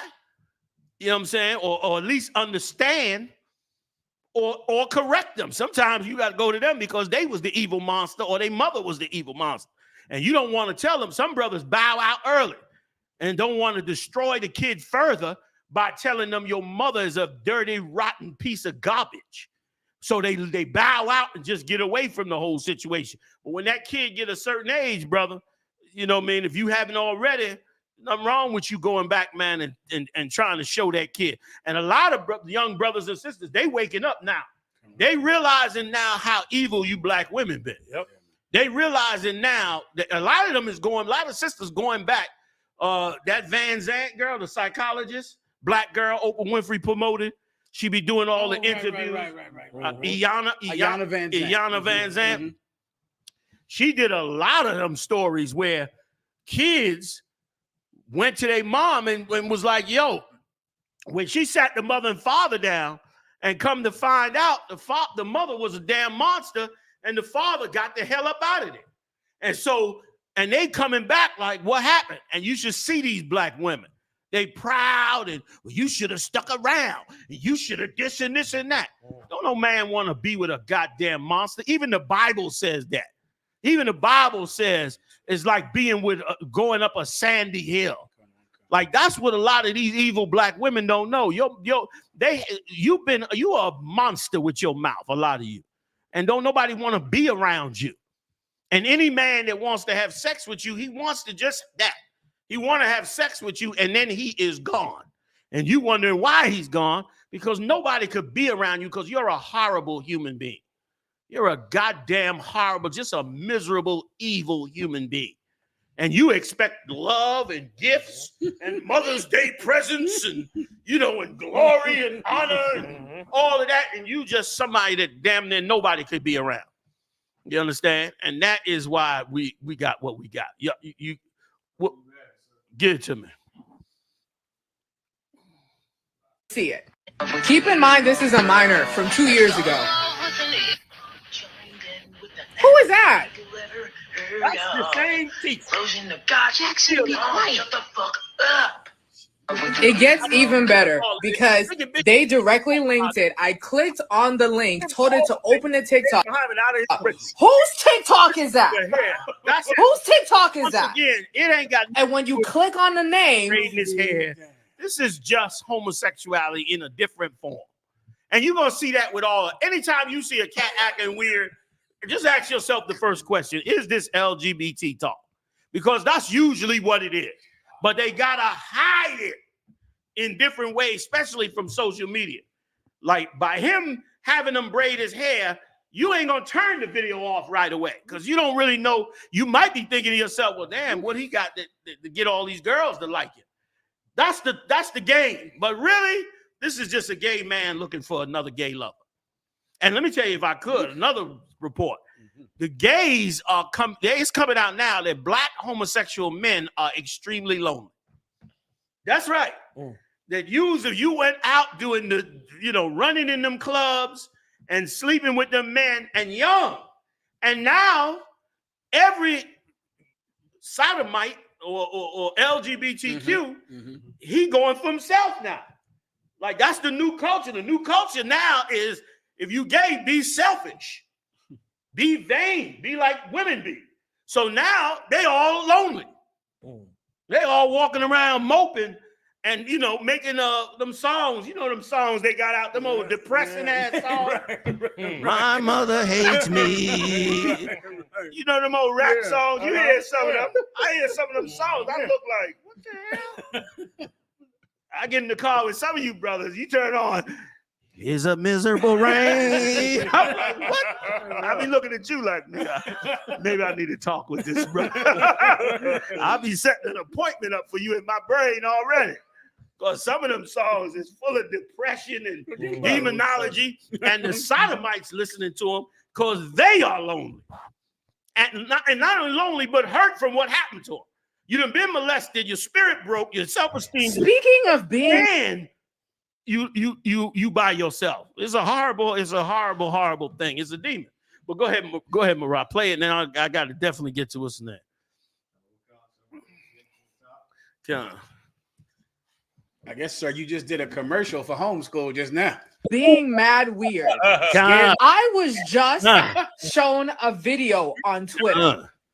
I need y'all to see it. Keep in mind, this is a minor from 2 years ago.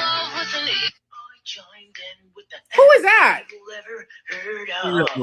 Closing the God, Jackson, be quiet. Shut the fuck up. It gets even better because They directly linked it. I clicked on the link, told it to open the TikTok.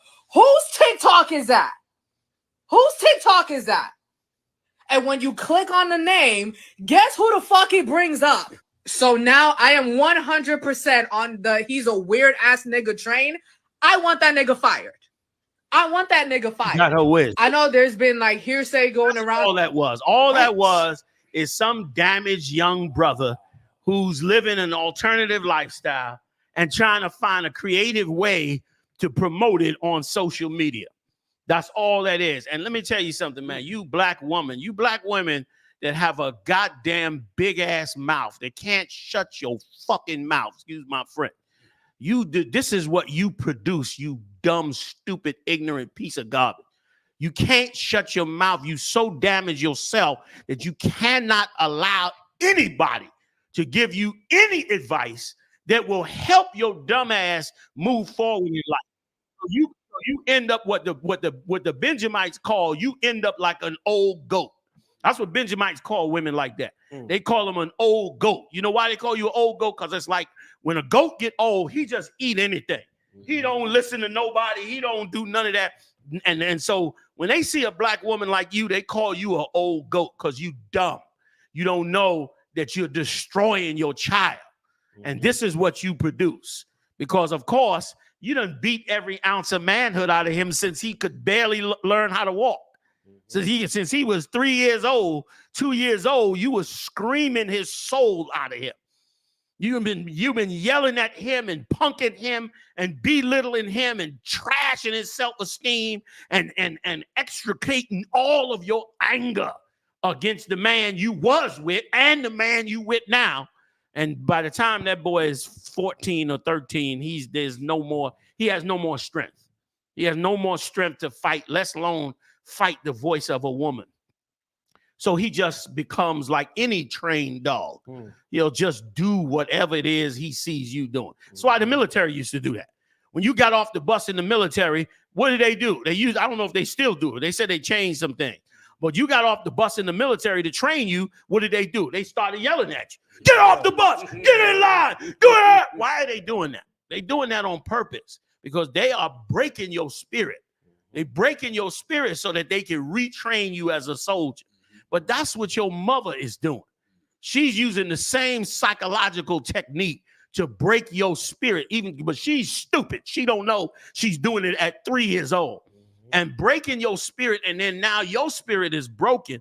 And now when the time comes for you to stand up and be a man, you become a self-centered, emotional, unregulated human being. And then, of course, the first child molester that come along who could read it in the dark, you understand, your withdrawal and everything, he's the first one that messes with you. And this goes for boys and girls. Girls sometimes have a better shot because they're a woman, they become a woman like this woman, so they just go on their own. But even them, the same damn thing happens. Like you brought out earlier, don't be arguing in front of them kids and all that. I'm gonna get the ball mouth right now. You're not supposed to do that. You're supposed to care about the emotions and the effects on their kids. I told you I was just studying something recently where they was coming out. Sister was letting me know they was coming out and saying that a child has to be allowed to crawl on the ground. They said if you don't let a child crawl on the ground, they can't learn how to detach from you. They can't learn how to break away, and because that's why they always trying to get away when they hit a certain age. They start breaking away, trying to crawl. They said that's a natural thing because it teaches them how to become independent, how to come into their own in a certain way. And if you don't allow a child to do that, and you keep them wrapped up and holding them and all that, it breaks them out of it. And then what happens is they become dependent on it.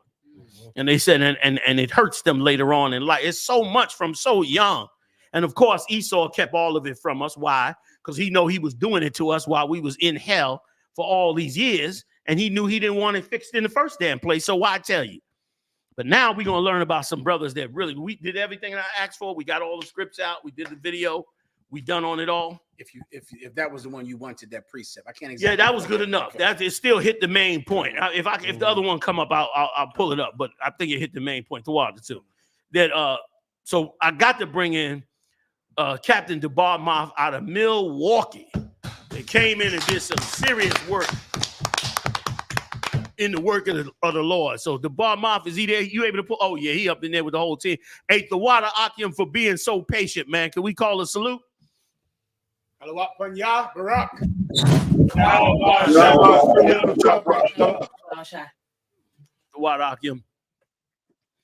What's going on, Cap?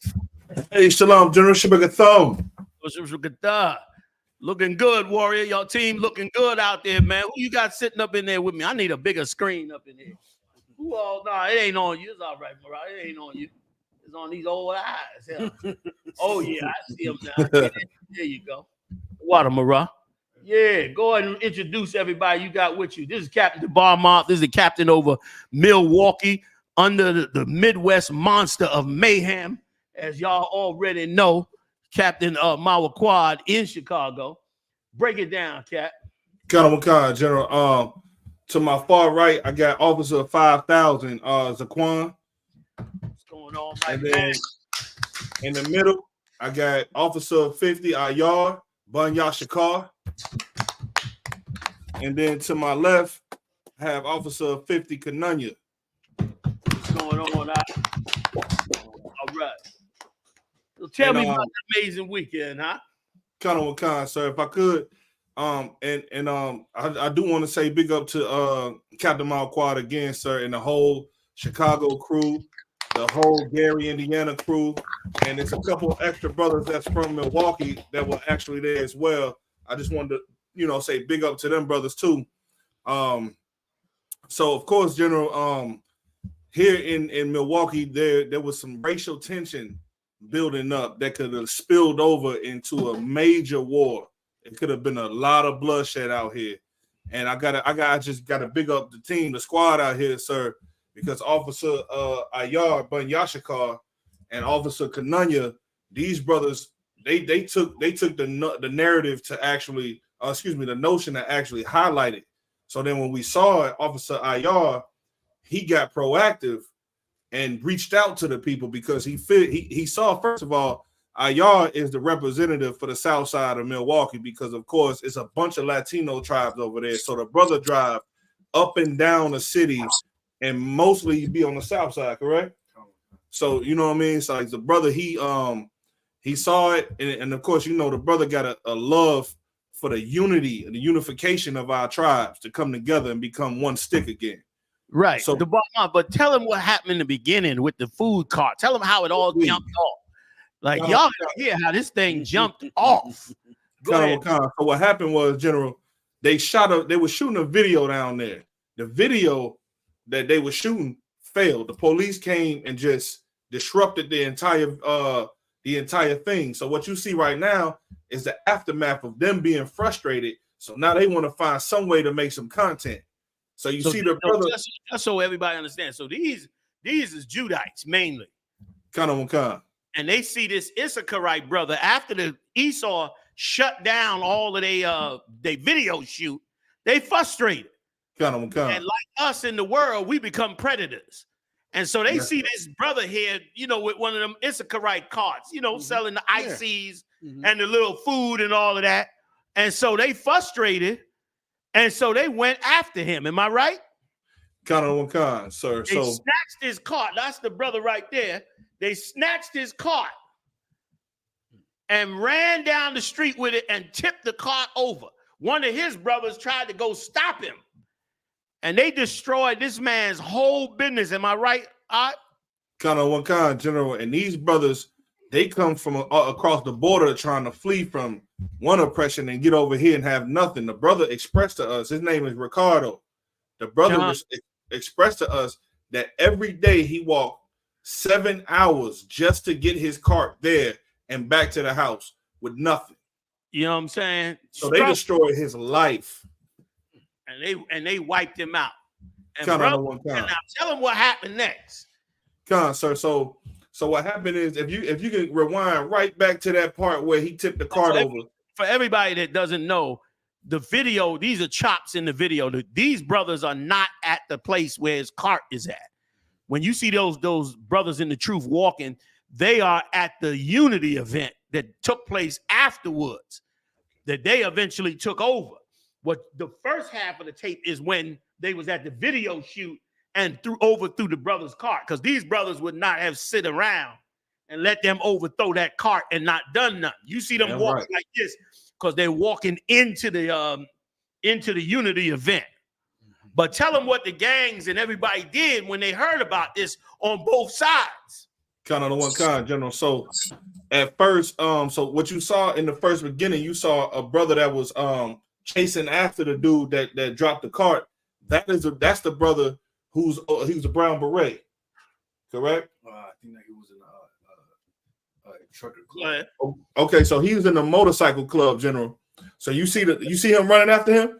Running after him. That's a Latino brother. He's running after him to catch him. The brother's cart. Hey, I bought slow.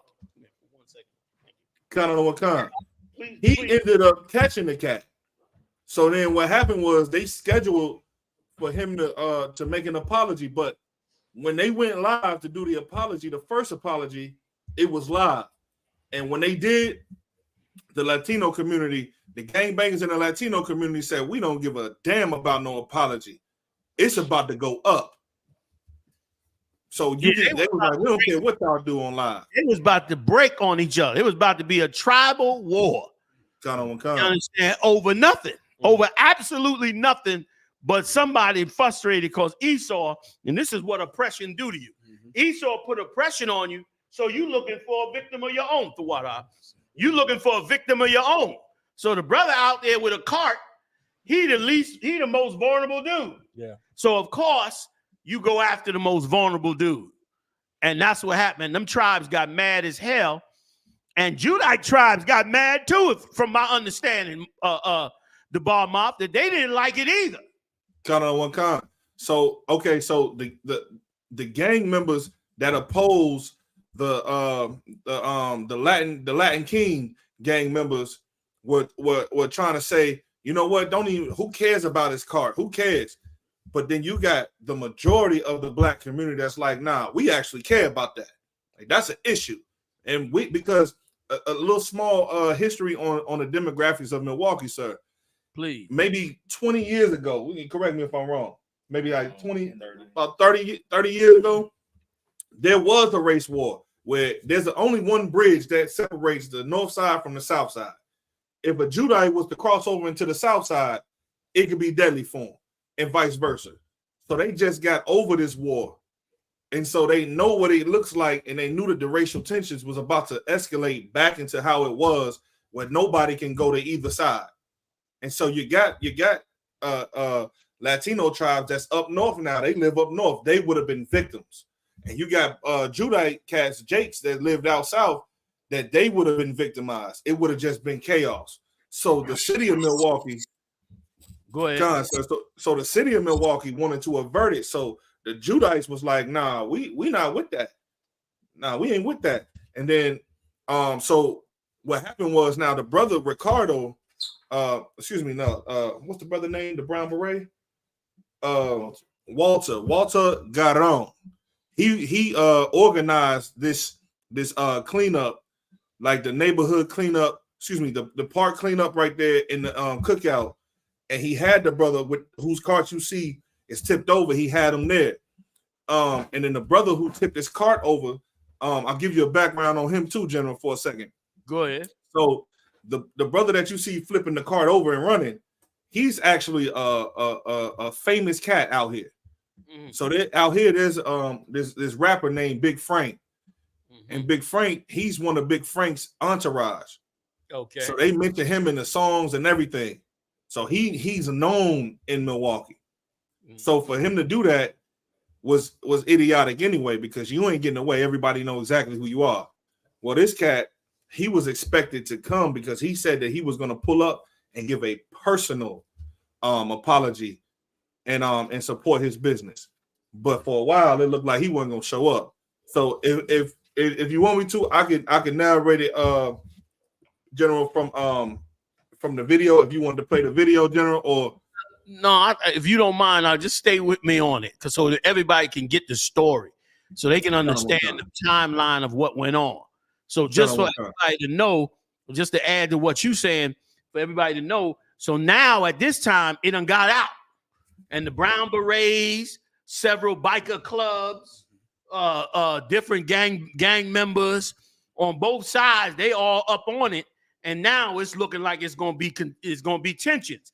And this brother decided he was going to now come to the Latino unity thing and apologize, try to make peace. And once again, this is why the Israelite School UPK, brother, we raise up an army and we raise up diplomats for just this kind of reason. Like, that's why we do what we do. You understand? And this is also why a lot of y'all don't like it, but this is also why I'm very hesitant to allow any brother in here to get close to any violence, because a small thing, that was a small thing, can spark, a small emotional thing could spark a whole goddamn war. And these are people's lives involved.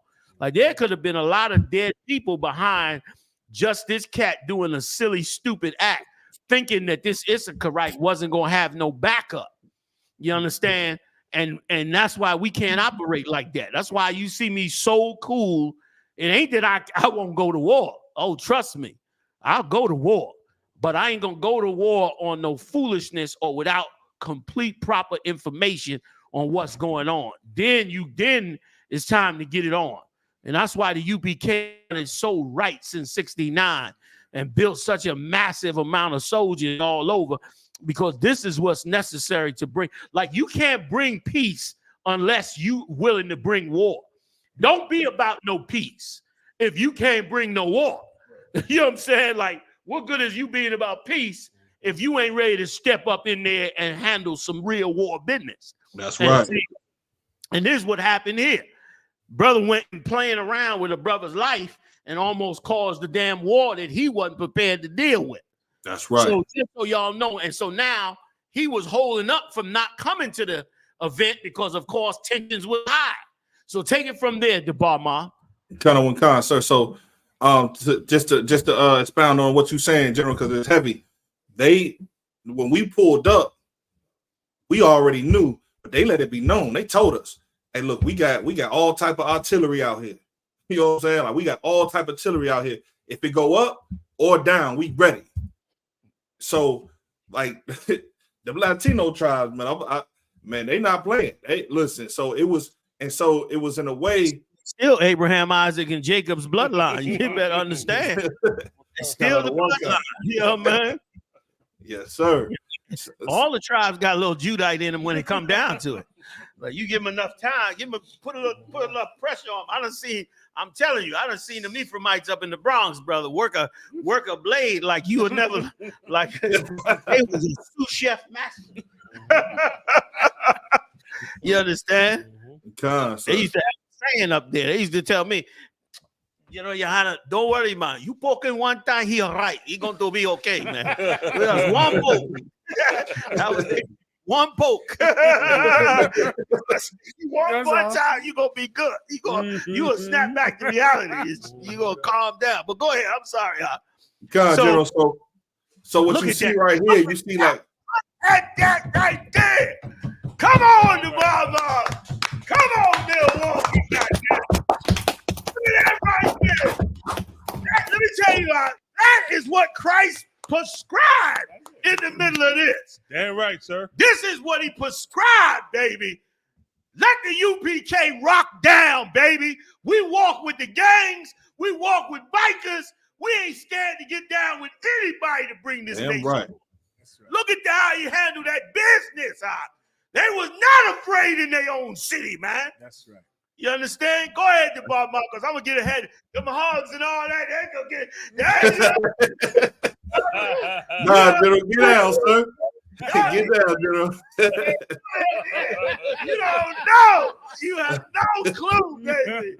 Come on with it. So you see right before the moment where we embraced those brothers, the tensions were high. If you was there, you would have felt that it was in the air. The tensions were absolutely high.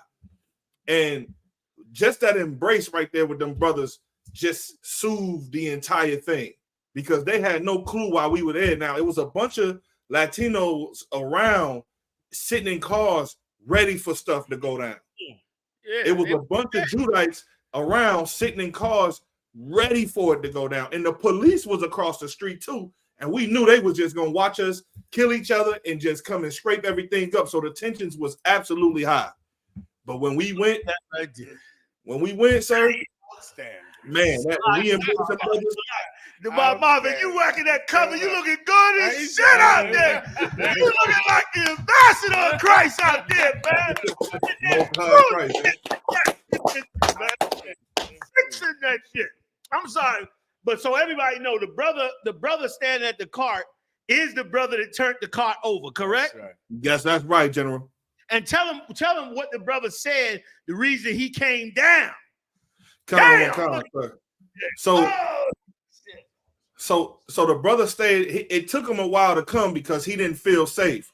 So the cat that was in touch with him, I told the cat, I said, man, make sure he come down and tell him I said he need to come down here and do this thing because if he don't, people will die over this.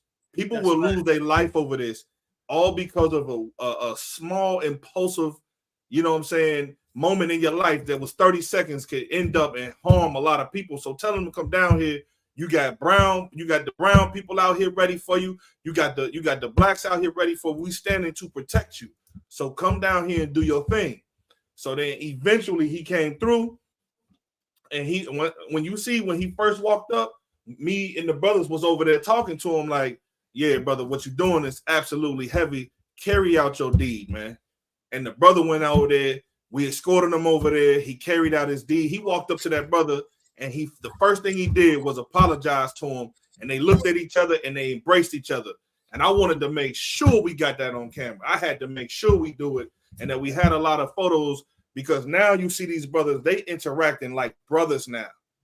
And the brother and the Issacharite brother forgave him immediately. Like it was like he didn't think about it like, I don't know. Like he embraced him immediately. And that's all they was crying for is protection and brotherhood with black and brown, General. That's it. That's all they wanted. Brother, you was doing the work of the Lord right there, brother. Like you was an ambassador to Christ, and scared of them cats or nothing. You in there full power. You understand? With your whole squad. Like these churches wonder what the hell is the job. This is the goddamn job. That's right, sir. Like if you can't fix them, if you scared to deal with these cats out, then you can't really do the job. That's why we step out on the streets. Because if you ain't got the heart to step out on them streets with us, then I understand that. Every man that had different different things in their life and can't have the courage that it takes to do this.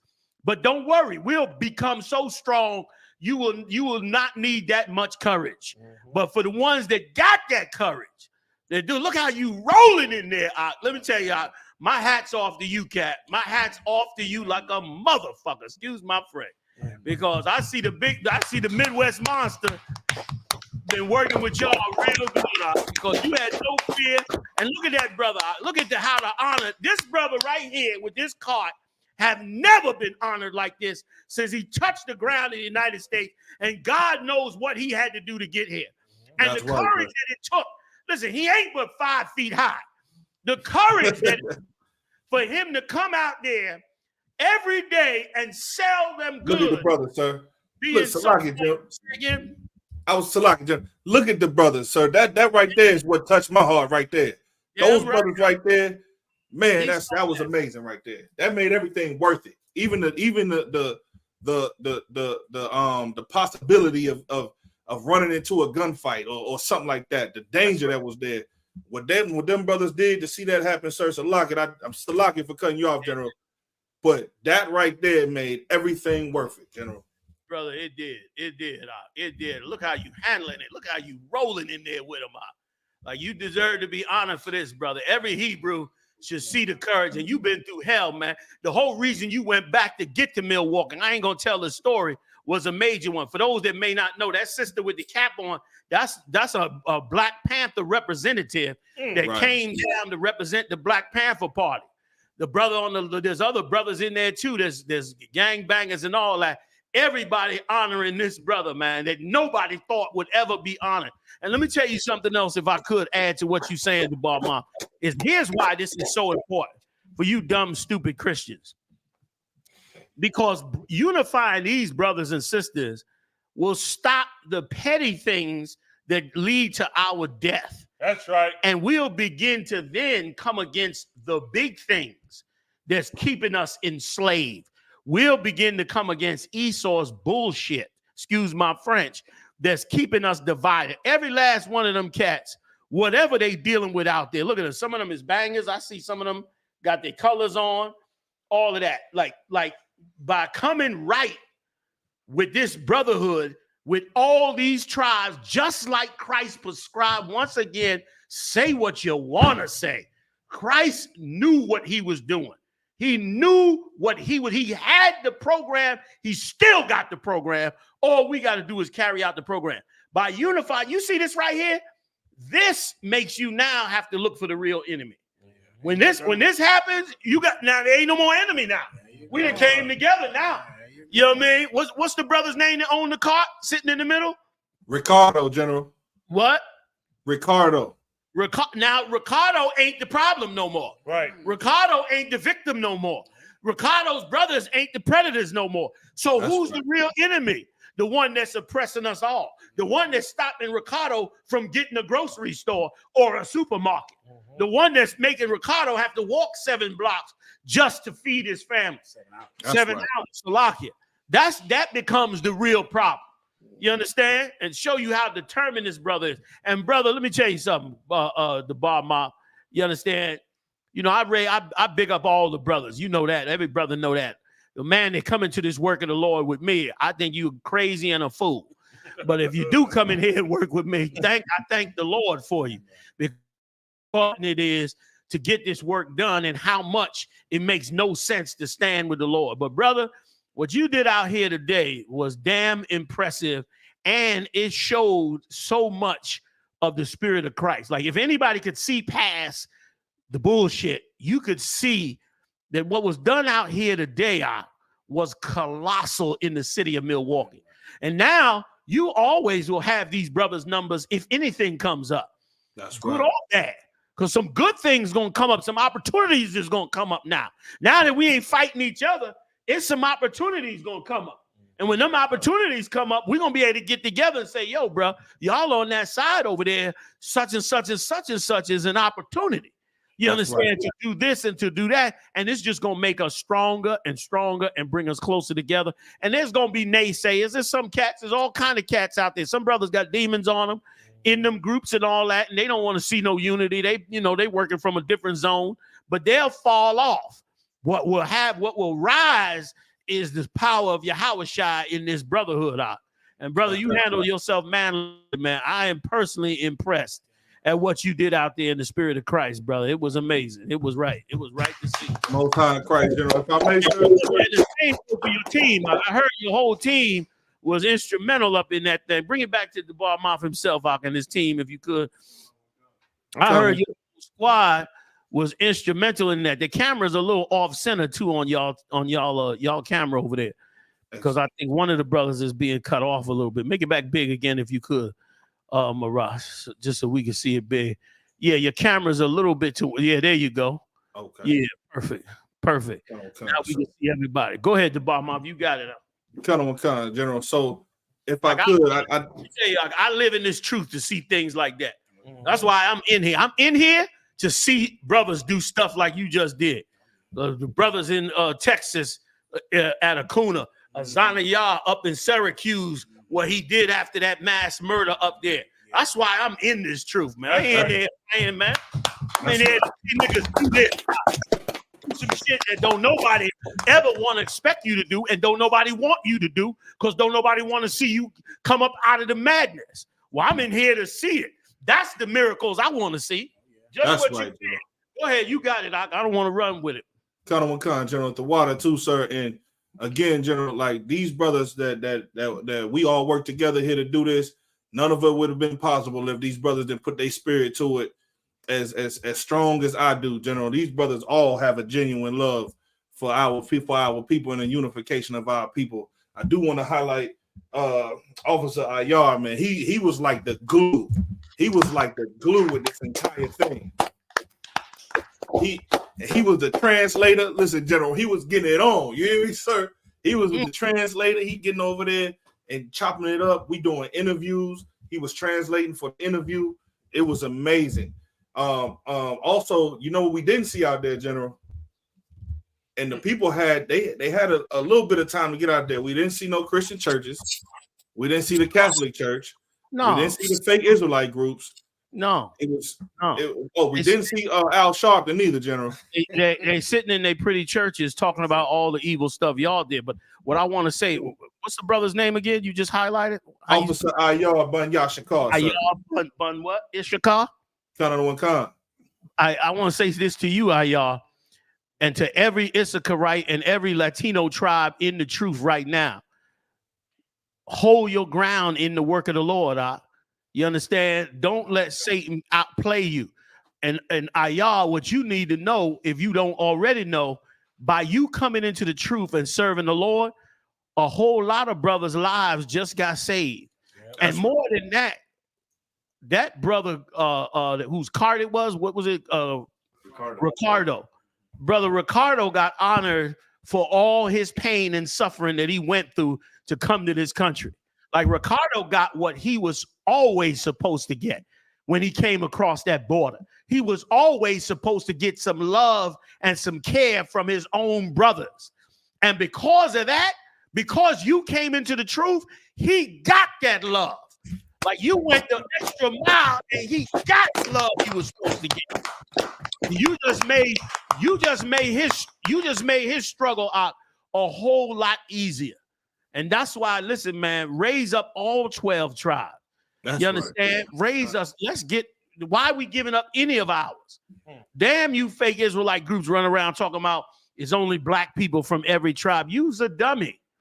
You's a dumbass. That's right. You know what I mean? You unscholarly, you've been untaught, you're just dumb. And you're hating on your own, and hating on your own is such an easy excuse so you could go serve the devil. Okay, the Bible speaks of, which we all know who that is. Like that's a excuse. And let me tell you something. Again, to all you brothers, man, and to all the brothers and sisters watching this show, because you come into the truth, people's lives change. Neighborhoods will change. Trust the King that gave us this information, man. And again, like Christ said, I say to you the same. Even if you think we're not right, believe for the things you see the Lord do in us. Like this right here is enough to make you say, I'm going to just wait around till I know for sure I'm in the truth, even if you don't know right now. That's all right. These tribes we're to pull together, man. Everyone is needed to raise this nation up out of captivity with all the hell that's coming down. Every single tribe is needed and necessary in this kingdom. Like this right here, we should hold on to this, and this should be big, man. Our brothers should make clips about this. This should be spread all over, man, because this will change everything for us. That's right. If we come together, because then we can look at the real problem. You know what could come out of this, man? It should be a whole program for Issacharites across this country that want to vend in them carts. There should be a whole program, just like goddamn Uber. Uber got everybody driving for them. Why we don't have something with all our brothers that want to do vending carts, got some app they tie into and work with, and get credit for their supplies they need and get help and can call security. Why the hell we ain't got that? Because we so busy focused on hating each other. You're so busy functioning on hating. That's why people out there, a lot of people don't even understand me. They don't even understand me. They don't understand what I'm doing. They don't understand the ISUPK. They don't understand none of that. But if you pay attention long enough, you're going to see cats like this brother, Captain DeBar Moff, and others come up out the darkness and do something that's going to amaze your goddamn soul. This is where the pinnacle of battle is at. And brother, you won the day that goddamn day, brother. You won the day. I'm sending a bottle up to you niggas, man. I'm sending a bottle up there, man, to Milwaukee. Yo, man, express. I might send 2 soldiers with the bottle up there for that work. Y'all put it on. I know the king is happy, brother. The king is happy. You know what I mean? So, Lockie, I ran on with it. Y'all go ahead, man. If I may say one more, a couple more things, General. You or anybody else want to say something before y'all go out? If I may, sir, and I know the brothers may want to say something.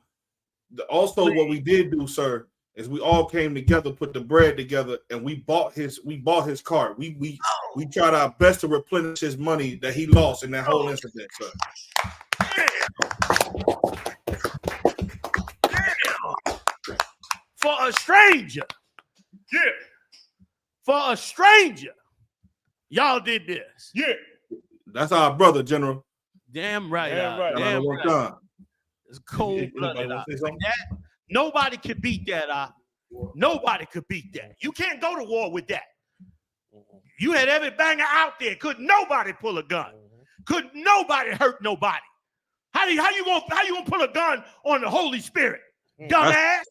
You can't do it. Right. You can't pull a gun on the Spirit of the Lord. That's right. You got to bow down. Right. And the Lord's Spirit come in, man. And brother, you did it. You did it up there tonight, man. Salutes to you. I'm coming to Milwaukee, goddammit. I gotta look you niggas in the eye. I gotta look y'all in the eye like, is these real niggas? Yes. I got to be introduced to y'all. That's beautiful work, guys. Salaki, let me let the brothers finish because I'll go on all night. Oh, and if I could, sir, just to highlight one more thing. I don't think the brothers, y'all want to say anything? No. This goes on not just in Milwaukee. Oh, Salaki, so we got a brother on the side. Want to say something? Please, bring him back to the 2 that we did. This is the whole reason why I joined the I.S.U.P.K. Damn right. That's all I can say. Just make it big. General, the brother said. Say it again. Let me say it again. Say it again. I said this whole thing that we did is the whole reason why I joined the I.S.U.P.K. Most High in Christ. Thou art a man of my own heart, brother. That's you. What you saying? That's right. Come on. Go ahead. Concert, if I could too. Out of one, I watched this at my ribs crib live. You know what I'm saying? And as soon as I saw it, I knew that this was the just kind of like what Kala said. It's the only reason why I want to join the I.S.U.P.K. because I feel like I could do something where I could bring unity between the black and the brown people.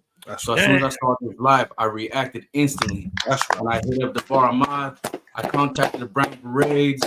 The Brown Berets contacted the Black Panther. I contacted the Bar Ahmad. The Bar Ahmad contacted Chicago, and we just made it happen out of one. So this is the reason why I'm here. That's right. That's real shit right there. This is real shit. Like, because they working hard to keep us against each other. Even in each tribe, they working hard to do that. And brother, we gonna work hard to go the other way. They just came out with the Book of Clarence.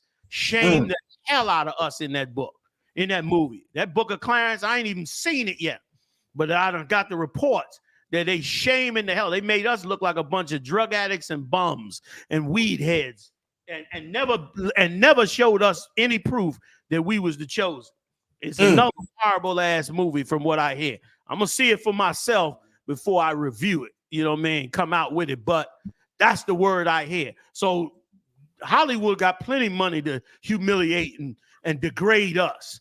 The question is, will we carry the Holy Spirit and outdo all of that? And brothers, y'all did that today. Damn right. And if you came in there for that, means it'll never die in here. As long as y'all in here, that spirit will never die in the Israelite school of UPK. Damn right. That's right, Scott. I say one thing, sir. If I could, Commander General Yahanna, just if I could tell you about that brother right there, Ayar. I'm very familiar with Ayar.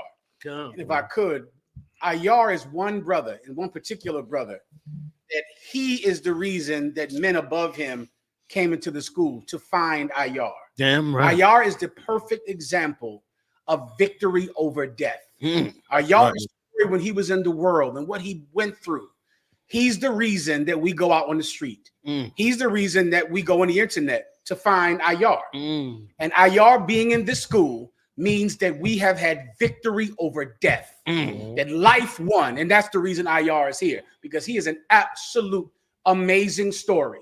And him being here is who we're looking for every day. We go out on the internet to find IR. And I thank the Most High God that we found him, brother.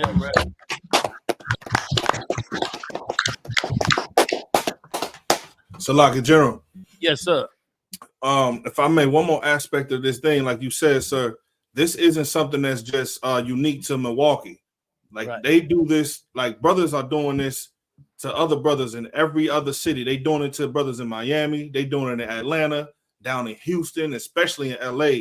They're terrorizing these brothers with these businesses, sir. And like you said, this could turn into a vantage point to win over our brothers, to win over brothers like IR, and to win over brothers like Yashikar, Bun Yashikar, some real hardcore Issacharite brothers.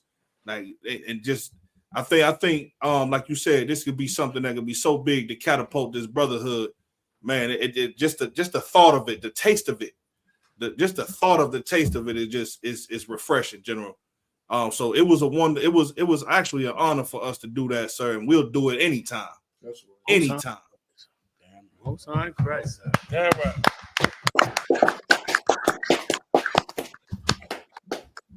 So did the warrior to your left want to bring out something, or y'all good? He's a Tawab, sir. Most High Christ. Hey, man, that was a great story, man. That should motivate us all to push forward and to get ready to, for this kingdom of heaven, and more proof that Christ is walking in this body, and this body is to continue to do what it is doing. And is that it? I think we had to end, right? Yes, all sir. right. Big shout out to heavy hitters in the building, General Muhammad in the building, General Hamza Young in the building. Big shout out to my brother Micah Allah back home. Can't wait till you back on the feet, back in the game, warrior. Big shout out to you.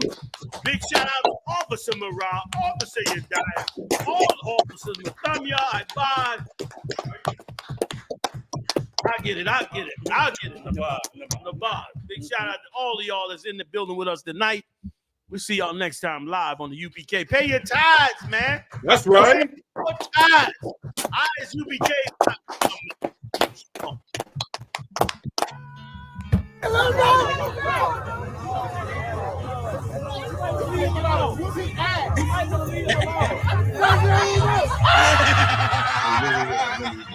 You had a brother had his belt.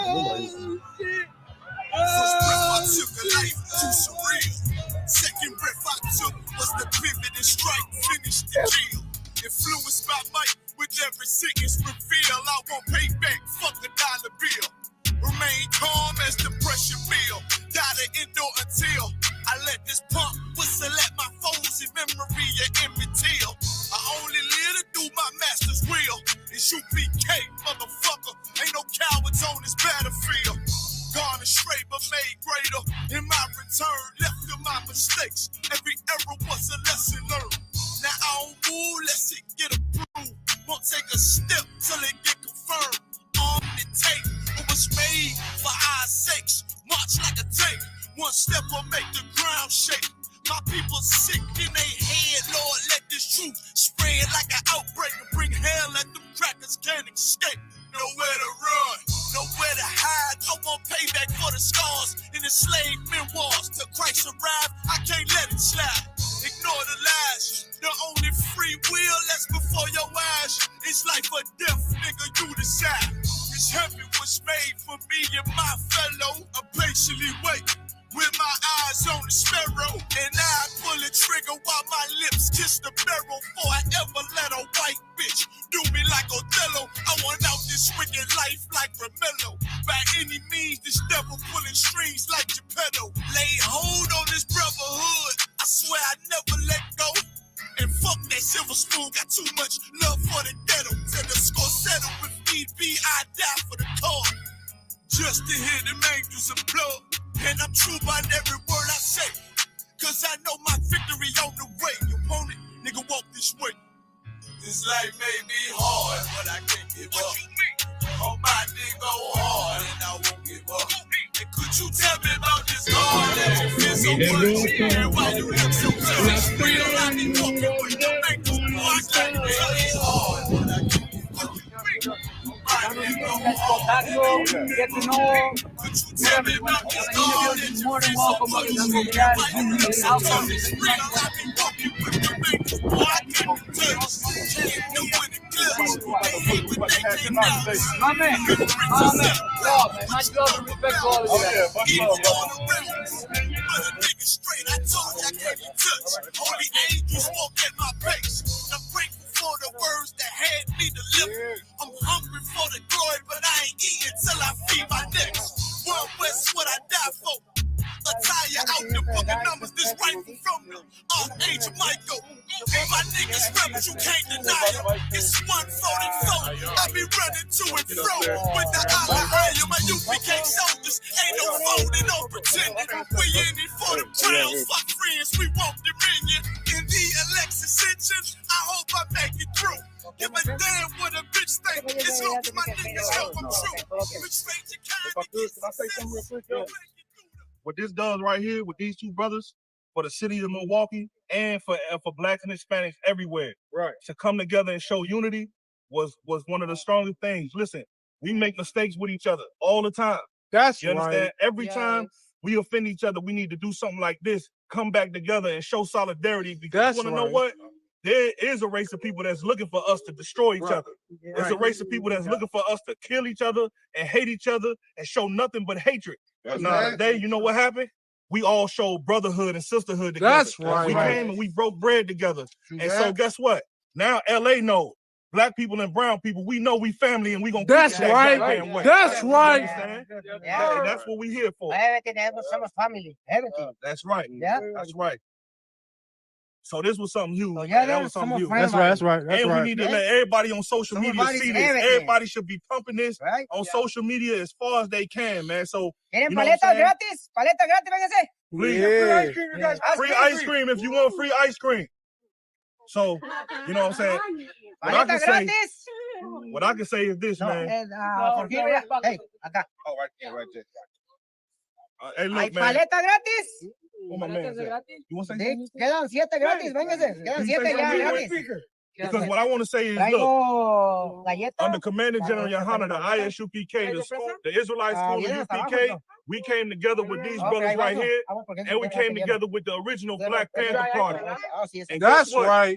We all wanted to show that black and brown people got protection out here. So if That's you got right. a business out here in Milwaukee, and you black and you brown, you understand? Like, but every race should be able to operate with peace, right? Yes, sir. Every man should be able to have a business to feed their family, right? Right. Yes, what you're seeing right here is us standing together as elders in the community to make sure that everybody stay locked in. You know what I'm saying? Now let's see how many views we gonna get with this. That's right. Something real. Right. Because it could have went a whole different way. And I'm glad it didn't. So I got to give a hand to all you brothers, man. That's right. It takes a village, y'all. It takes a village. That's right. Every month. Hey, look, we plan on doing this every month. So put the word out, man. We gonna work together every month. What one day? Free ice cream. Free ice cream, man. If I could bring one up real quick. Hey, look, we plan on doing this every month. So we're gonna get together, we're gonna chop it up, we're gonna make sure we do this because this right here is a great momentum to push peace in every city that we That's right. Black and Hispanic coming together, man. That's a crazy thing. Imagine that. You know what I'm saying? They don't want it. They don't want it, so we gotta give it to them. That's we right. gotta give it to them. Yeah. I gotta go to different hoods. Way down in the hoods where they say we won't be at. Right. We gotta go there and show our face. That's right. Yeah. Let them know that we are somebody. That we here for the people. Man, right, man. So again, man, we appreciate everybody. Support this brother business. We brought our art out today, and we're gonna keep finding it out, man. We go. We gonna keep You look so tough. It's real. I be walking with them angels. Boy, I can't tell you hard, but I can't do it. My nigga hard.